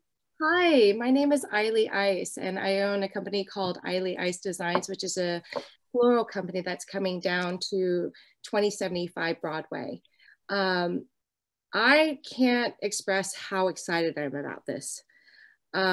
Everything about this project has hit major bullet points about development in the city. And, you know, when it regards to housing, bringing the community benefit and outreach, and bringing people together again. Because Redwood City has been really focusing on bringing community together. And for a small business, and actually having about 7 years ago coming into Redwood City and developing my business there, I've been in business for 18 years and wanting to like really be a part of a community, I wanted to invest into Redwood City. And that's because I have roots. And I feel this project with Lane Partners is so dedicated to the community right now. And that it brings it brings prosperity to everyone, whether it be bringing jobs to the city, skilled trades, entertainment, arts and culture, to being small business, relating to each other and working with each other. I have a lot of businesses in downtown that have been supportive of my business. I want to support them. I want to bring back the vibrancy of the city. And with Lane Partners, this is bringing it back. So I completely am in support of this. And I look forward to bringing that energy back to Redwood City. Thank you. Thank you, Eiley. Our next speaker is Veronica Escames, and Veronica will be followed by David Morrow. Good evening. Can you hear me? Yes, we can. Thank you very much. Good evening, members of the City Council. As she says, my name is Veronica Escames. I'm a Redwood City, has been my home for over 30 years. And I care very much about what happens in and around our city. And I work to guarantee that the voices of our community are heard. I also serve as Executive Director of Casa Círculo Cultural. And in this role, I, along with many volunteers, have helped support low-income families in Redwood City and North Fair Oaks and throughout the area by finding resources for them. I say this because it is important that we have low and very low income level housing in our community. In 1900 Broadwood will offer affordable housing with enough rooms for large families, which is what I like the most, 3 or 4 bedrooms on it.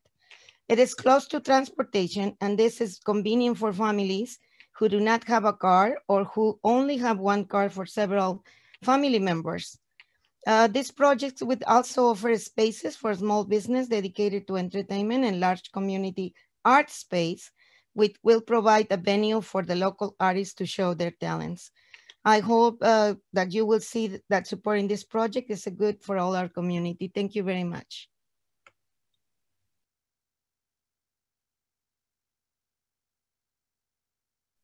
Thank you, Veronica. Our next speaker is David Morrow, and David will be followed by our final speaker, Pamela Estes.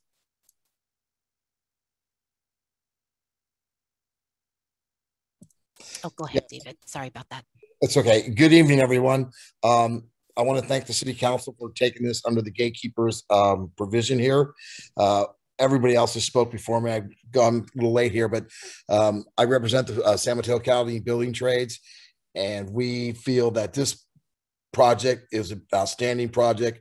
It hits, like the other person said, all the bullet points: affordable housing with large families, the public space with the art. I mean, this thing hits all the bullet points that you need in a project. If you're ever going to have a project go forward, I believe this is one to go forward. Lane Partners has proven themselves over and over again that they are a great asset to downtown Redwood City, and also Eden Housing is a great developer of affordable housing. So I urge the City Council to move forward with this project. Thank you. Thank you, David. Our final speaker on this item is Pamela Estes.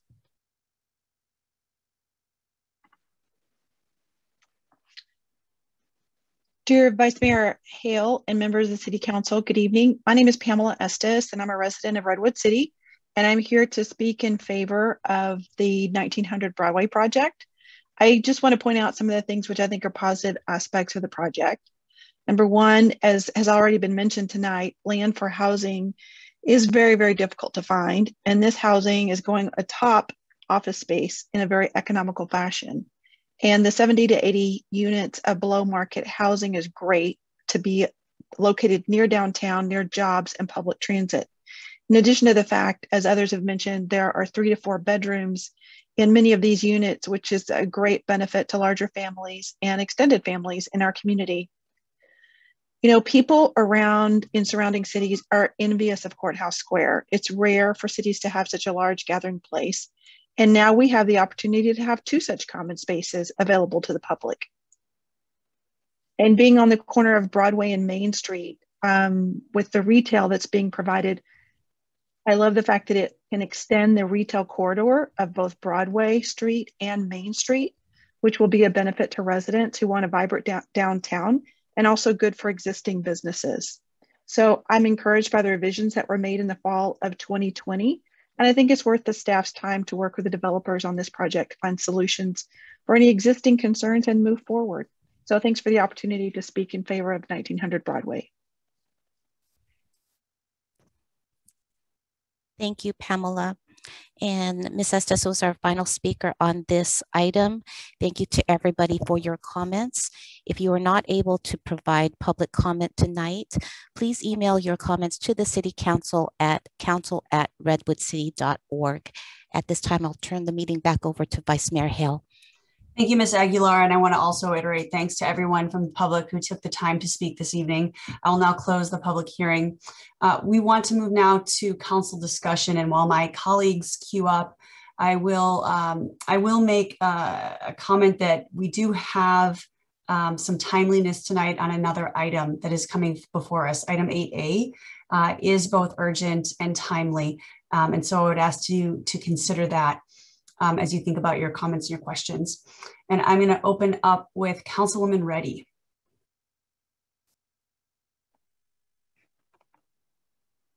Thank you, Vice Mayor Hale. So first, I'd like to ask Mr. Munzer, and I didn't see any of our traffic people. I don't know whether any traffic people are here tonight, but when I first met with Mr. Murray, he indicated that Spring Street was not used very much. And then when this project was made more public, residents started saying to me, oh my goodness, how could you dare close Spring Street? So Mr. Munzer, my question is, what does analysis look like in determining whether Spring Street is able to be closed, and how we might, if needed, circumvent for traffic? Thank you, Councilmember Reddy. So a couple comments. One, as noted, the downtown precise plan calls for, notes the closure of Spring Street. Actually notes it from Main to Broadway, and this would just be a shorter segment of that. So it was previously studied under the EIR for the downtown precise plan. What we would do is and that EIR of course was approved previously. So what we would do though is if this project was initiated, let me take one step back, I apologize. Another step that we did, and a comment that we had heard previously, was to talk to the fire department.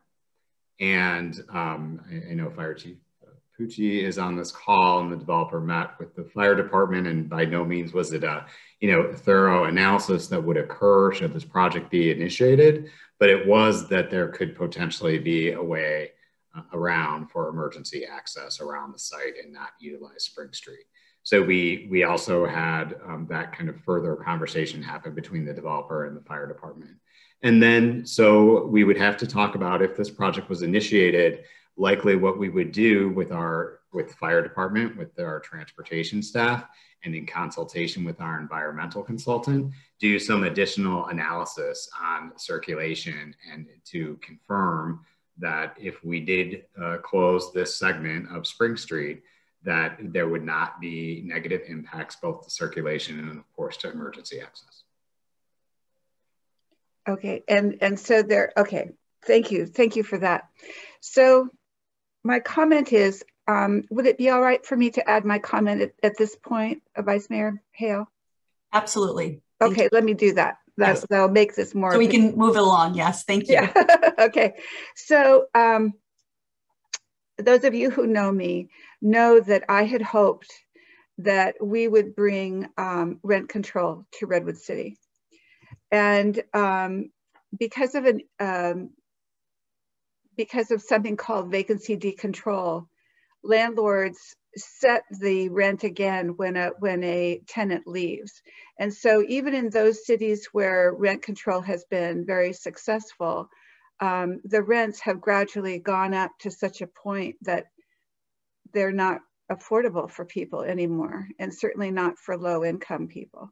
And so I gave up on the idea of rent control in Redwood City.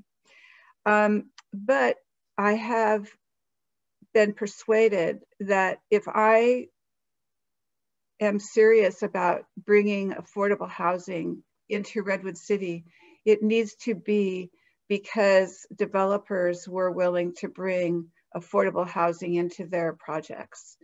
And so my job then has become to push the developers to add as much affordable housing as they're willing to include, and to question whether are you sure that you couldn't add some more? And to this developer, I'm asking you to add ELI, extremely low income units, to the project. So I'm asking you to do that. I'm asking you to make the deed restricted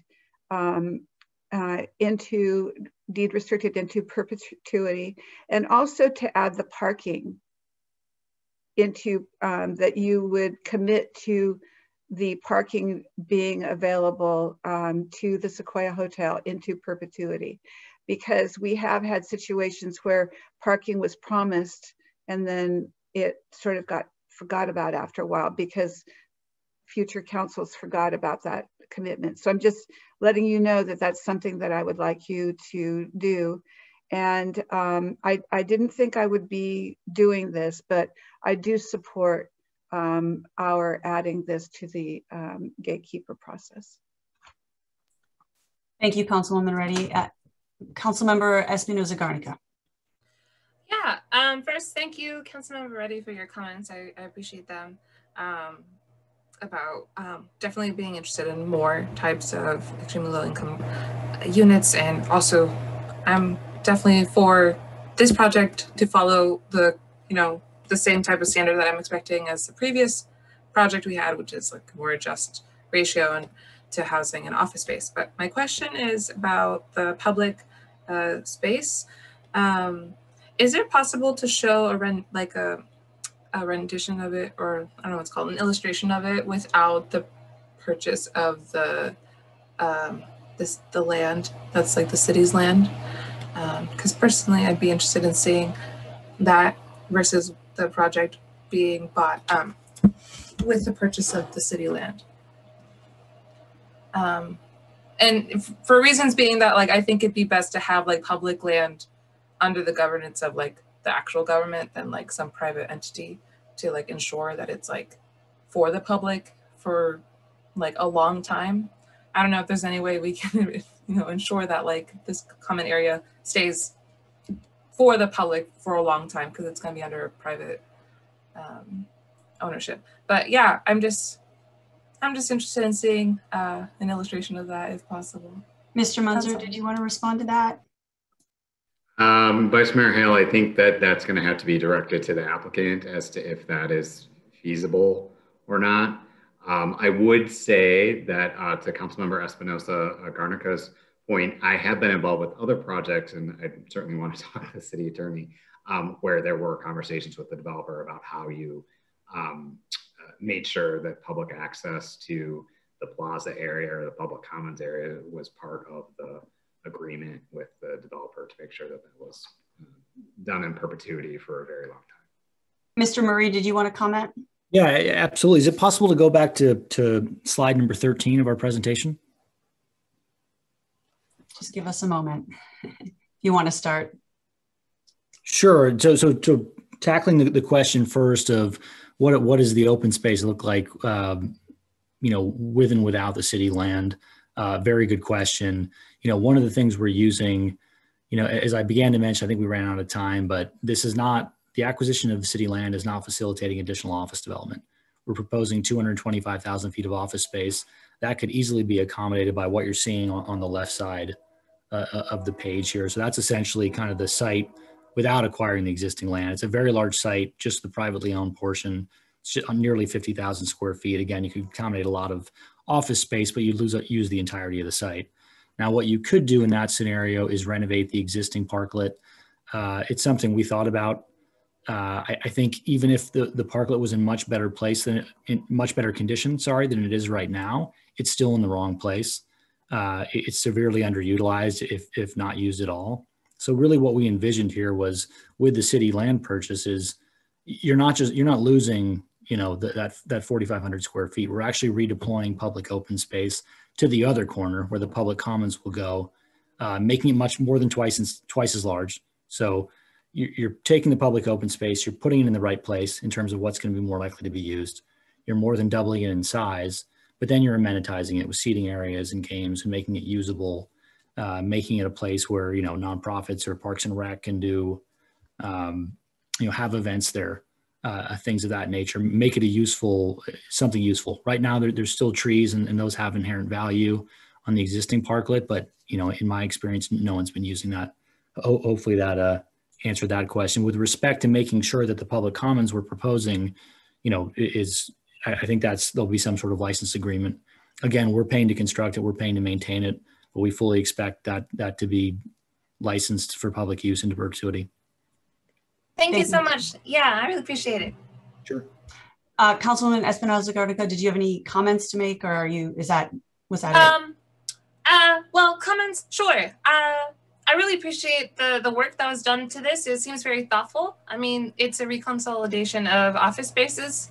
So it just kind of seems like it's growing to meet the needs of the community, honestly.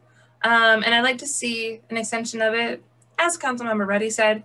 And yeah, it has a lot of the ideal amenities, public space, open space, and near downtown transit, and a lot of the housing that we really need. And so, yeah, it's really ideal. So thank you.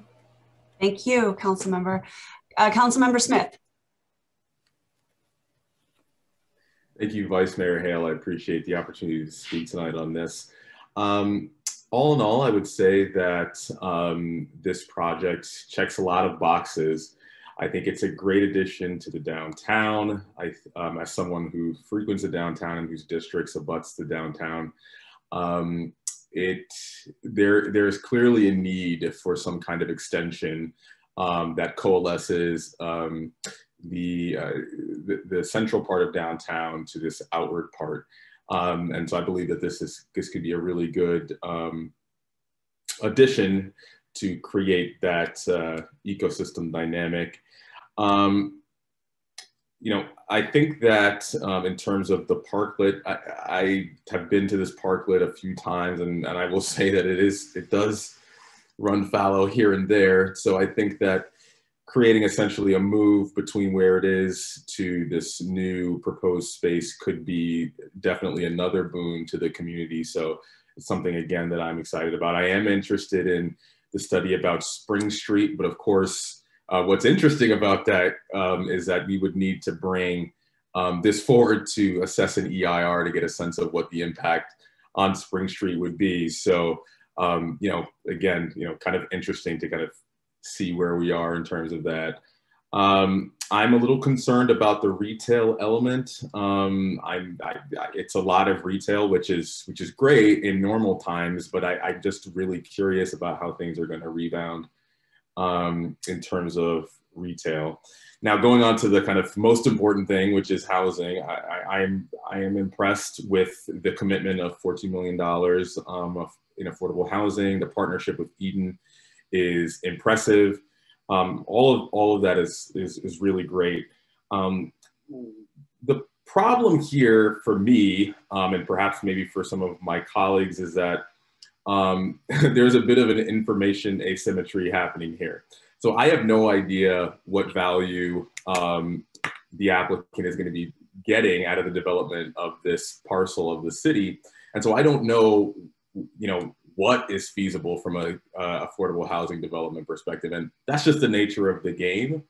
But I will ask, and I will push the applicant to be thinking about, you know, the addition of as much affordable housing. Of course, as I mentioned, the previous applicant, from a moderate and extremely low perspective, you know, we are, as a city government, really working in a dynamic of trust. And I can't underemphasize that. We really are here to work with you as a trust partner in bringing this development and bringing this to our community. And I think that because of that, we just really need to know that you're pushing the envelope in terms of affordable housing development. And I'll just, you know, revisit the comments that I had in the previous applicant, which is that in isolation, this project seems reasonable on its merits. However, when I think about it in terms of portfolio of proposed development, I'm left with a lot of questions. And it's, again, a difficult place to be in.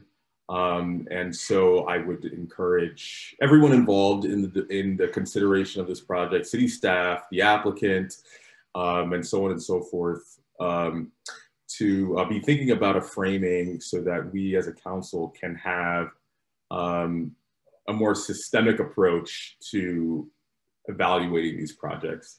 And so that's all I have. Thank you so much, Mayor Hill, Vice Mayor Hill, excuse me. That's all right. Thank you, Councilmember Smith. And finally, Councilwoman Aguirre. Thank you, Vice Mayor. I agree with a lot of the comments that have already been made. I don't want to prolong. I know we have a lot more things moving forward. I think to answer some of my colleagues' questions, Councilmember Smith, as we move forward and we continue to look at all these projects, what we need to make sure that we do is to include the community, include all the aspects and all of the folks that really have, you know, been sending us emails and the folks that attended our meeting. And I know that you will do that, but that we have a really proactive outreach to the community. I love what they've done with housing. And I know it's been mentioned all over, but to move and add more units and hearing us, as that is our #1 priority. And then of course, children and youth and having the spaces that are open. I think that there are so many amenities to this project that I think it merits moving forward. Thank you, Councilmember. And I want to say thank you to my colleagues for keeping your comments brief but impactful. Rather than add my own, I'm just going to uplift yours and add that my agreement for Councilwoman Reddy's remarks around ELI and the addition of parking into the deal structure. That would be interesting to explore. And then I did want to add one benefit that wasn't mentioned, and that is pedestrian improvements. My family frequently eats at the restaurants on the other side of Broadway. And it does feel incredibly unsafe crossing Spring Street today. There is no logical place to do that. And so when we talk about connecting the downtown, that's what comes to mind for me, is that full pedestrian experience that you could be spending money on either side of that street, and that it really becomes a part of a broader downtown experience. And I think that this project will accomplish that. So with that, I'm looking for a motion. So moved. Second. Motion by Councilwoman Aguirre, seconded by Councilwoman Reddy. Roll call, please, to our clerk. Thank you. Let's start with Councilmember Reddy. Yes. Councilmember Smith. Yes. Councilmember Aguirre. Yes. Councilmember Espinoza Garnica. Yes. And Vice Mayor Hale. Yes. Thank you. The motion passes unanimously with Mayor Howard and Councilmember G recused. Thank you so much. And so now Mayor Howard and Councilmember G will rejoin the meeting. And we're going to move on to item 8A, which is an approval of the sale of revenue bonds to provide financing and award the construction contract for the Veterans Memorial Building and the Senior Center project. And first, I believe there's a comment from Mayor Howard, and she may still be joining us, so we'll give her a moment. There she is. Thank you, Vice Mayor Hale. Can you hear me okay? Absolutely. Okay, great. I'll be recusing myself from this item due to a conflict of interest. I serve as a volunteer on the Sequoia YMCA board, so I will turn it over to Vice Mayor Hale to preside over this item. Thank you. Thank you, Mayor. So this is a somewhat unique item in that it is a joint item of the City Council as the legislative body of the city and as the legislative body of the Redwood City Public Facilities and Infrastructure Authority. So the item relates to the proposed sale of lease revenue bonds and the award of construction contract for the Veterans Memorial Senior Center and building. So we are going to hear now from Finance Services Manager Derek Rampone and our Parks and Rec Community Services Director Chris Beth, and they're going to give us the staff report. Gentlemen, please. Thank you, Vice Mayor Hale. Good evening, City Council members. I'm Chris Beth, the Director of the Parks, Recreation, and Community Services Department. As you mentioned, presenting with me this evening is Derek Rampone, our Finance Manager. Additionally, there are some key team members who are standing by to help with any questions at the end of the presentation. They are Bill Ufrat from the William Ufrat Municipal Finance Incorporated. He's our municipal financial advisor. And then Chris Lynch from Jones Hall, who is our bond counsel. Next slide, please. Thank you. This is the presentation for this evening. Again, we have a couple of questions for you to consider as you're listening. I'm going to provide some background about the project to get you familiar again with this. This is a long-standing project, as many of you know, but I'll again provide a brief background. We'll go over the financing details, the construction bids and timeline, the recommended actions, and then follow up again with the questions for your consideration. Next slide, please. These are the two questions. First one, does the City Council approve the sale of bonds to finance phase 1 of the Veterans Memorial Building Senior Center YMCA project? And number 2, does the City Council want to award the construction bid to the apparent low bidder and authorize the city manager or designee to increase the contract amount if necessary up to 10% of the contract amount? And next slide, please. So this is a rich, I won't go over the whole slide, but as you'll see here, this is a rich background of key moments in this project. We've been going, considering this project for the past 11 years, from concept to reimagining, to dozens of community meetings, to partner agreements, to the design approval, bidding, finance preparation for your consideration tonight. I do want to make a special note that we did initiate a bidding process last year as COVID-19 pandemic began. And we had an apparent low bidder then, but ultimately decided to delay the project until now due to the city's COVID-19 response and an unfavorable municipal bond market condition at that time. The city council rejected all the bids in October 2020, and a notice went out to our over 700 neighbors and stakeholders about from our constant contact list, as well as the community at large.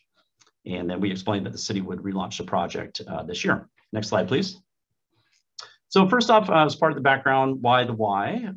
At the time of our visioning process for a new facility to create an operational efficiencies, city staff were notified that the Sequoia YMCA was also in the process of evaluating their facility on Hudson Street, and conversations then were initiated. Teams from both the city and the YMCA came up with a really unique and progressive public nonprofit model that would meet these key objectives and benefits to the community. You see those right now. Next slide, please. So for this evening, we're talking about phase one. The total project site is 5.4 acres. This is the site for phase one and two. It's located within Redwood Park, which is approximately 32 acres total. The site is located along Madison Avenue, roughly between Velota Road and Myrtle Street. The site currently contains 5 separate buildings, totaling about 55,000 square feet, including the Veterans Memorial Building that's in the grayed area to the left. That includes the Resource Building and the Annex, the old 49er Building, seasonal only Herkner Pool, and the NFL Alumni Association Building. The phase one incorporates a new Veterans Memorial Building Senior Center. It's a 2-story, approximately 45,000 square feet building that hosts a 299-seat theater. So it's replacing the theater that we currently have, kitchen, multi-use rooms, senior wellness and adaptive physical education programs, mini gymnasium. I think Vice Mayor Hale, you mentioned pickleball. So we have 2 dedicated pickleball courts within that space, nonprofit space, 2nd-story outdoor track, multi-use rooms, and the conference space for veterans organizations and senior clubs.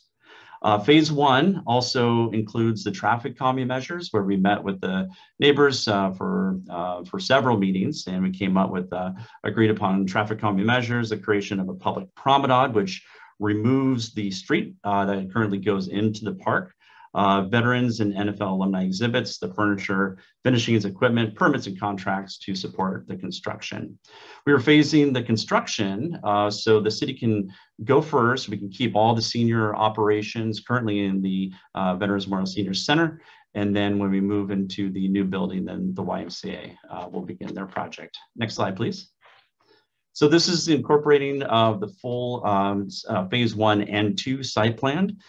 Phase 2, the Sequoia YMCA building, would be a 2-story, approximately 35,000 square foot facility. It includes an indoor and outdoor pool, fitness center, multi-use rooms, and a daycare facility up to 72 children.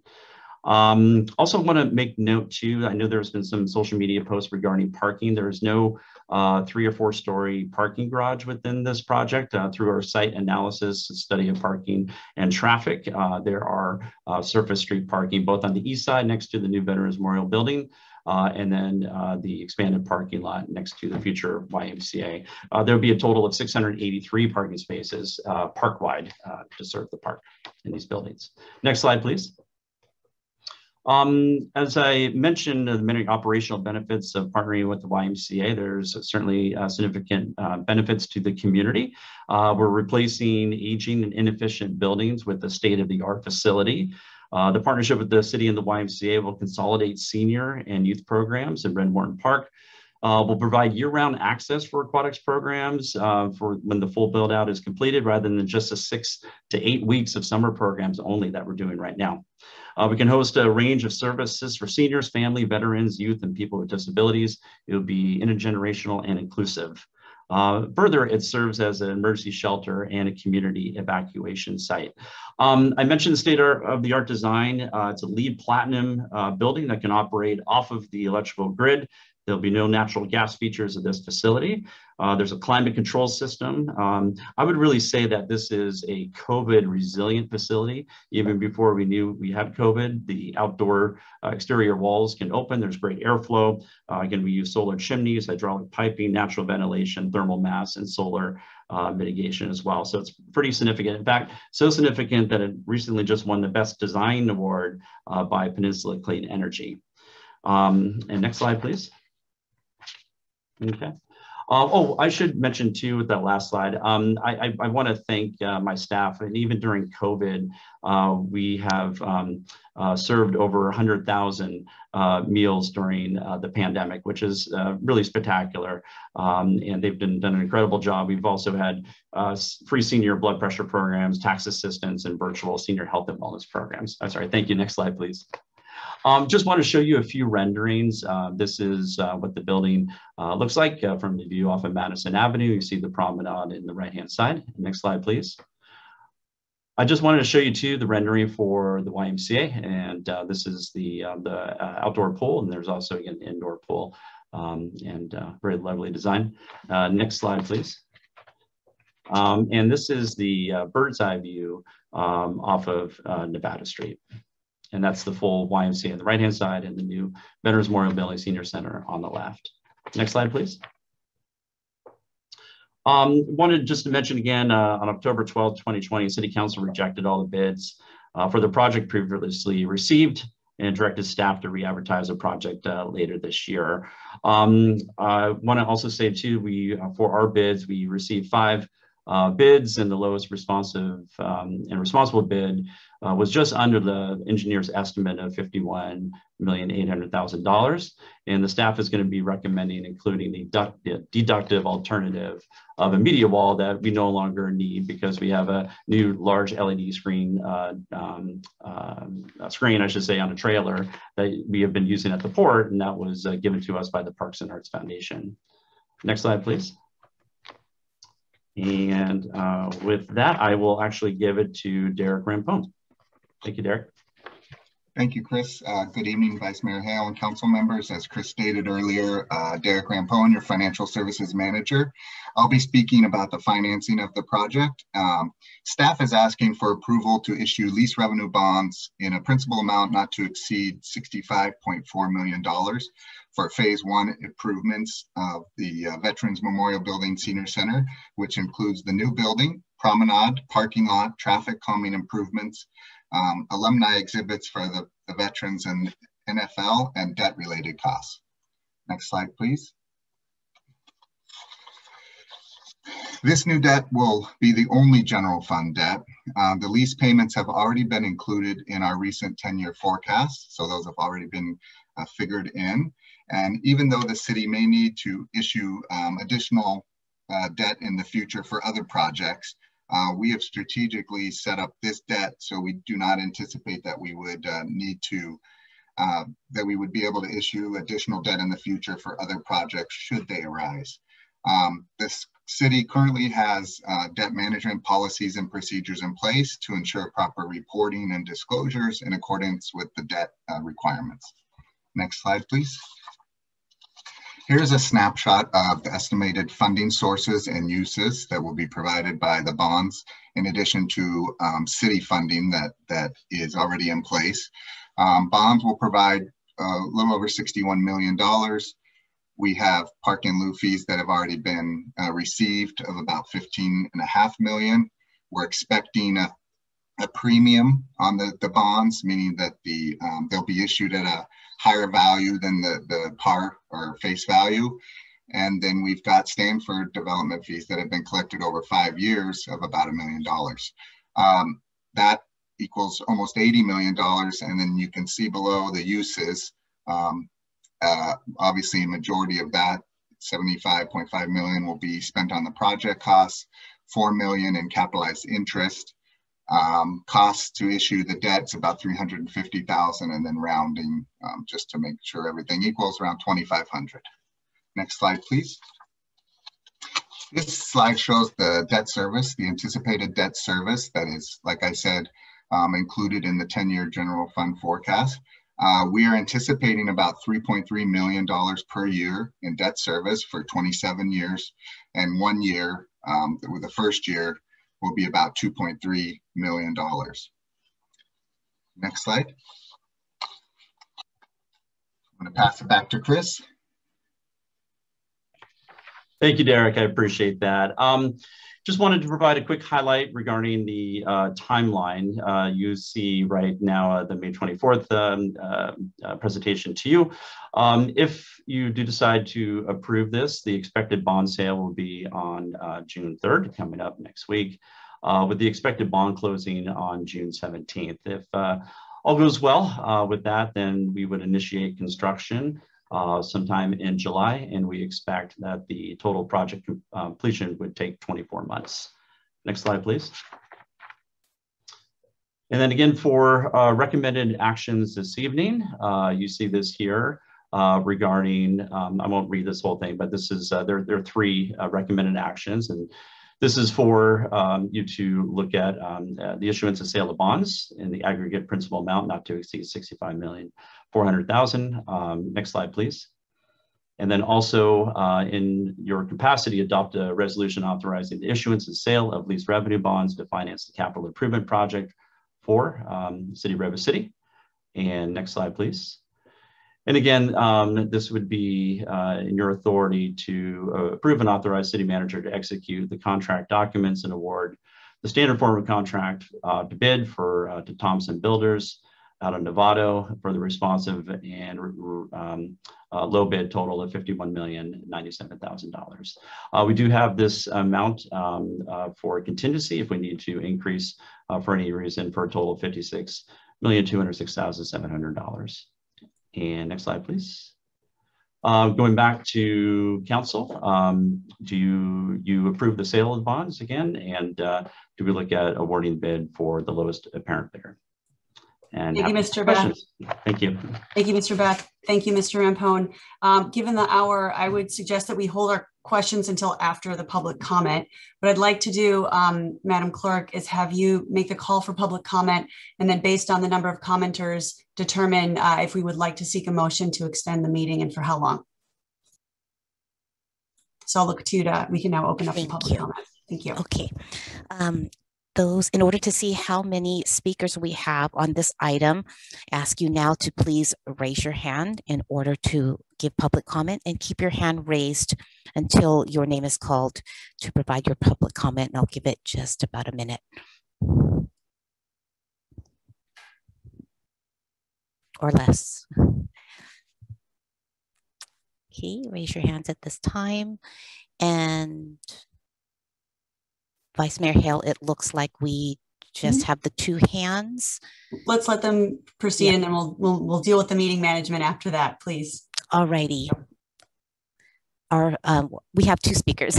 First will be Barb Valley, and followed by Hal Drager. The timer will begin when you start speaking. Yes, hi, this is Barb Valley. I'm a 50-year resident of Redwood City. When I first retired in 2007, there were inklings that the Veterans Memorial Senior Center was going to be remodeled. 3 years later, in 2010, planning commenced. And then 8 years after that, workshops were held on whether to remodel or reimagine, and traffic calming workshops followed. Now here we are 3 years after that, 11 years total, and 14 years since I retired, and the end is finally in sight. All that's left is the funding and a contractor. So please, I'm begging you, approve this item tonight.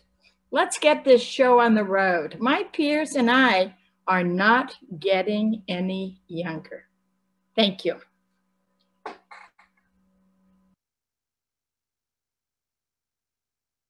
Thank you, Barbara. Our next speaker is Hal Drager.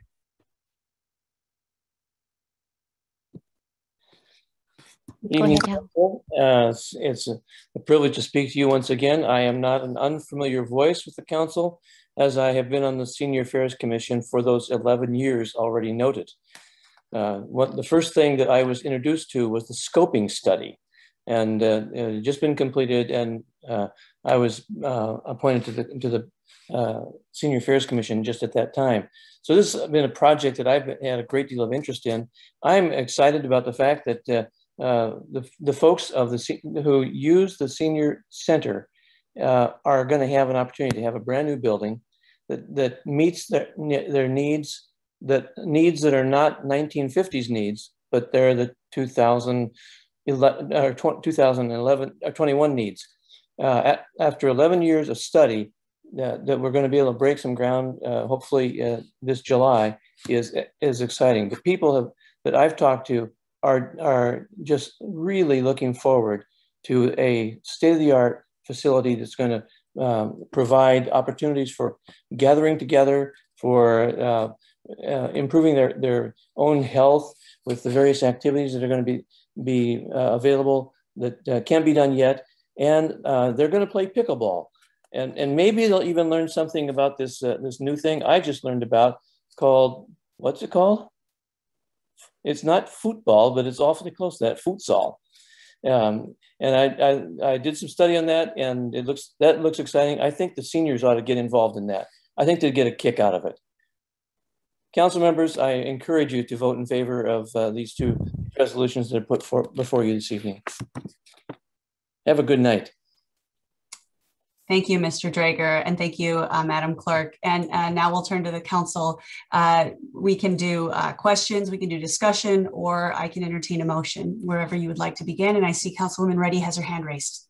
I optimistically move the staff recommendations for all three recommendations. Thank you for the motion. Is there a second?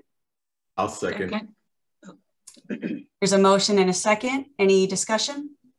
If not, I'll ask the clerk to call the roll. Oh, I do see a hand raised by Councilmember G. Thank you, Vice Mayor Hale, and thank you, Chris and Derek, for the presentation. Real briefly, this project is long overdue. Our seniors deserve a new reimagined senior center.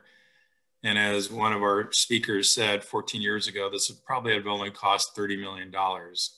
There are people that believe the longer we wait, the more inexpensive it's going to be, and I disagree with that. So this is a great time to take advantage and move this project forward. One of the things I do want to say, though, as the council prepares to vote, is that we are as transparent as we can be. So we presented the budget and the bond financing. I know all 5 bidders that bid this project. I know the behaviors of all 5 bidders of these projects. I like to argue and put everyone on notice that the 10% contingency isn't free money. We as residents of the city are going to pay for it, and that is not money to be gotten by the contractor. And so Chris and his team have my full support to make sure that this project stays closer to the low bid and not exceed the contingency. So contractor, if this council approves, please be noticed that this is not free money, that we are all paying for it as residents of the city. Thank you. Thank you, Vice Mayor. Councilmember G. Mr. Beth, did you want to respond to that? Thank you. Councilmember G. Wholeheartedly agree. Very pleased we have, I'm not going to do this myself. Of course, we have a wonderful team. I want to thank, we have Gilbane Building Company, who's going to be the project manager for this, and they're going to be keeping track and making sure we're on target, along with ELS, who's the architect, and they're the construction administrator as well. But absolutely well taken. Thank you, sir. Thank you, Mr. Beth. So we have a motion and a second. I do want to confirm briefly with the city attorney that the way those were structured is acceptable. That is correct. Thank you so much. Okay, well then let's call the roll. So just to make sure, the way that they're structured is each item needs to be dealt with separately. That's what I was clarifying with you. So sorry about that. Yes. So do you need to do, and I'll go back to the motion maker if we would want her to amend it, but if you could offer her some suggestions on how to do that, I think that would be helpful for the hour. So what I recommend is that 3 motions be made. You start with motion 1 with the city council in its capacity as the council of the city of Redwood City moving resolution 1. And I apologize, it's very difficult to hear you right now. There's some static. Okay, let me see if this is better. That's better. Okay. Much better. So if not able to move all three at once, I move that we accept the staff recommendation motion 1. Okay, and then does the seconder agree? Yes, I agree. Okay, then let's call the roll on that one. This is the first motion in the capacity of City Council. We'll start with Councilmember Smith. Yes. Councilmember Aguirre. Yes. Councilmember Espinoza Garnica. Yes. Councilmember G. Yes. Councilmember Reddy. Yes. And Vice Mayor Hale. Yes. The motion passes with 6 votes. Mayor Howard is recused. Thank you. And now I'm looking for a motion for the second recommended action. So moved. And to be clear, Vice Mayor Hale, it would be the City Council acting as the legislative body of the Redwood City Public Facilities and Infrastructure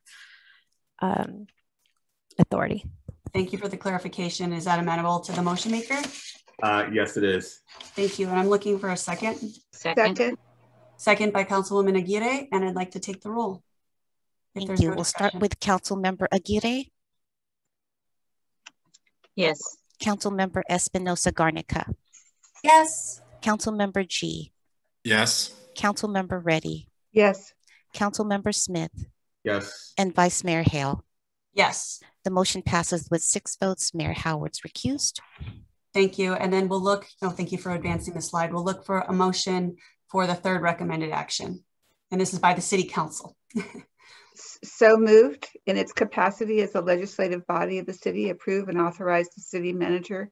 Thank you. Thank you, Councilwoman Reddy. That's great. And is there a second then for that? Second. Okay, second from my Councilwoman Aguirre, and then we'll take the roll for that. Councilmember Espinoza Garnica. Yes. Councilmember G. Yes. Councilmember Reddy. Yes. Councilmember Smith. Yes. Councilmember Aguirre. Yes. And Vice Mayor Hale. Yes. The motion passes with 6 votes. Mayor Howard is recused. Thank you. Thank you very much. And now we will be calling Mayor Howard to rejoin the meeting, and we will allow her to deal with the matter of if and for how long we want to extend the meeting. Thank you so much.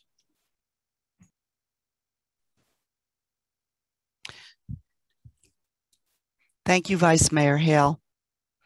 Can you hear me okay? Yes, we can. Great. I'd like to ask for a motion to extend the meeting to 11:15. So moved, Councilmember. Second, Councilmember Reddy. Thank you. Can we call a roll call on that, please? Yes. Councilmember G.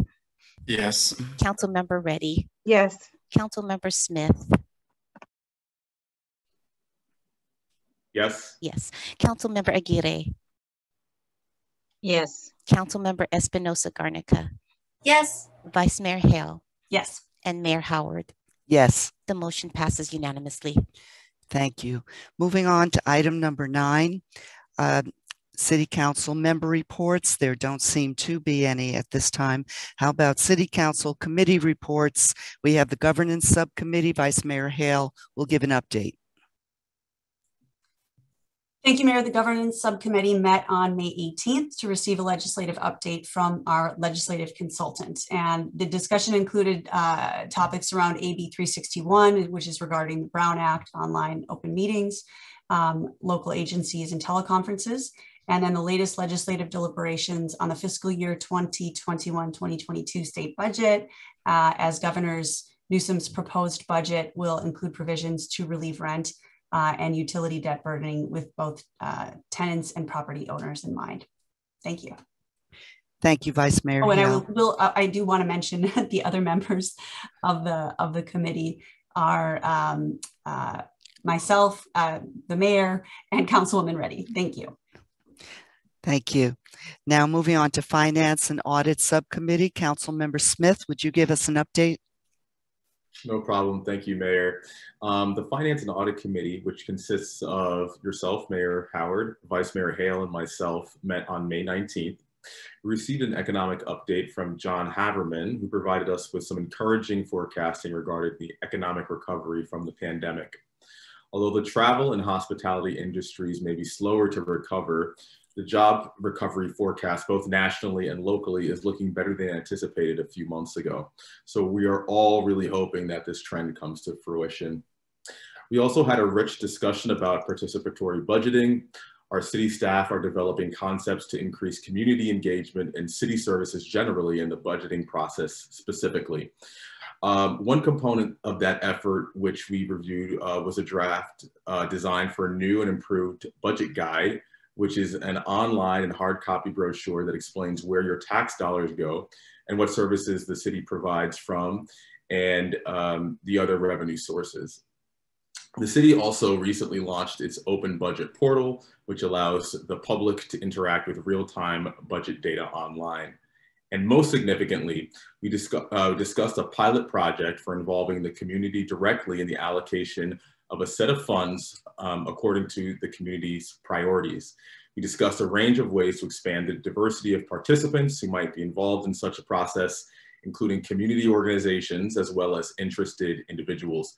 I believe staff will be refining that process and rolling it out with the budget process for the next fiscal year.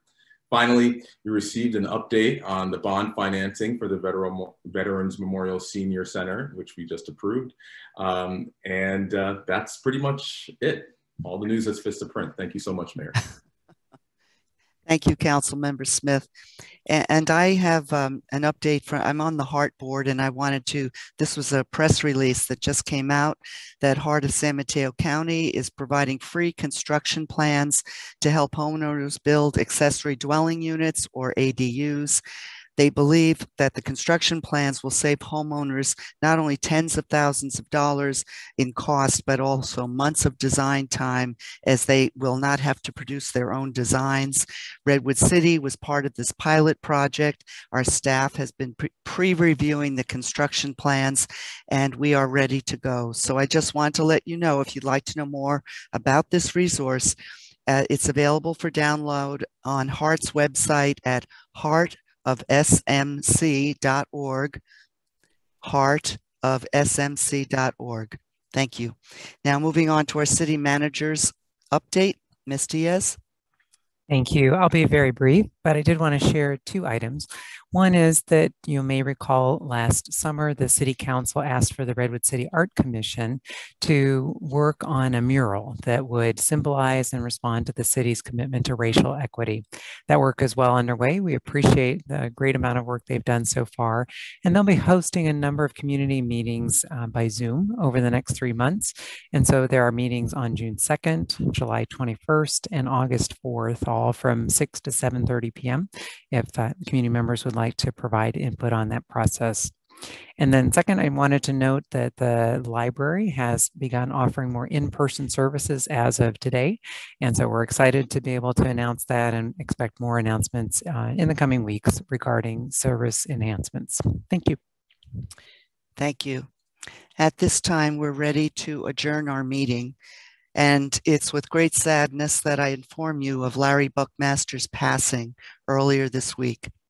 Larry spent 30 years as president and CEO of the Redwood City, San Mateo County Chamber of Commerce, beginning in 1983 until his retirement on January 31st, 2013. Larry is credited with starting the Chamber's Leadership Redwood City, Belmont, San Carlos, Menlo Park program, which has graduated over 1,000 graduates, filling our communities with informed and engaged leaders. Many of the program's graduates hold key roles in elected, appointed, business, education, and nonprofit organizations across San Mateo County and beyond. Larry also founded the Kainos Home and Training Center for the Developmentally Disabled Benefit Golf Tournament, which has been a wonderful annual fundraiser for the last 35 years and has raised nearly $1 million for Kainos. Larry is survived by the love of his life, Joan Buckmaster.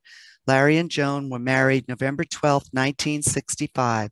They moved to San Carlos, California in July of 1969, where they lived until 2013, when he retired and they moved to Lincoln, California. Together, they raised 3 amazing children, Jill, Amy, and David, and cherish 6 grandchildren who can do no wrong. Those who knew Larry well enough, he loved playing golf, coaching his kids' softball and soccer teams in San Carlos, sitting on the beach in Tahoe and Donner Lake, reading military history, and ending his day with a strong vodka tonic with lime.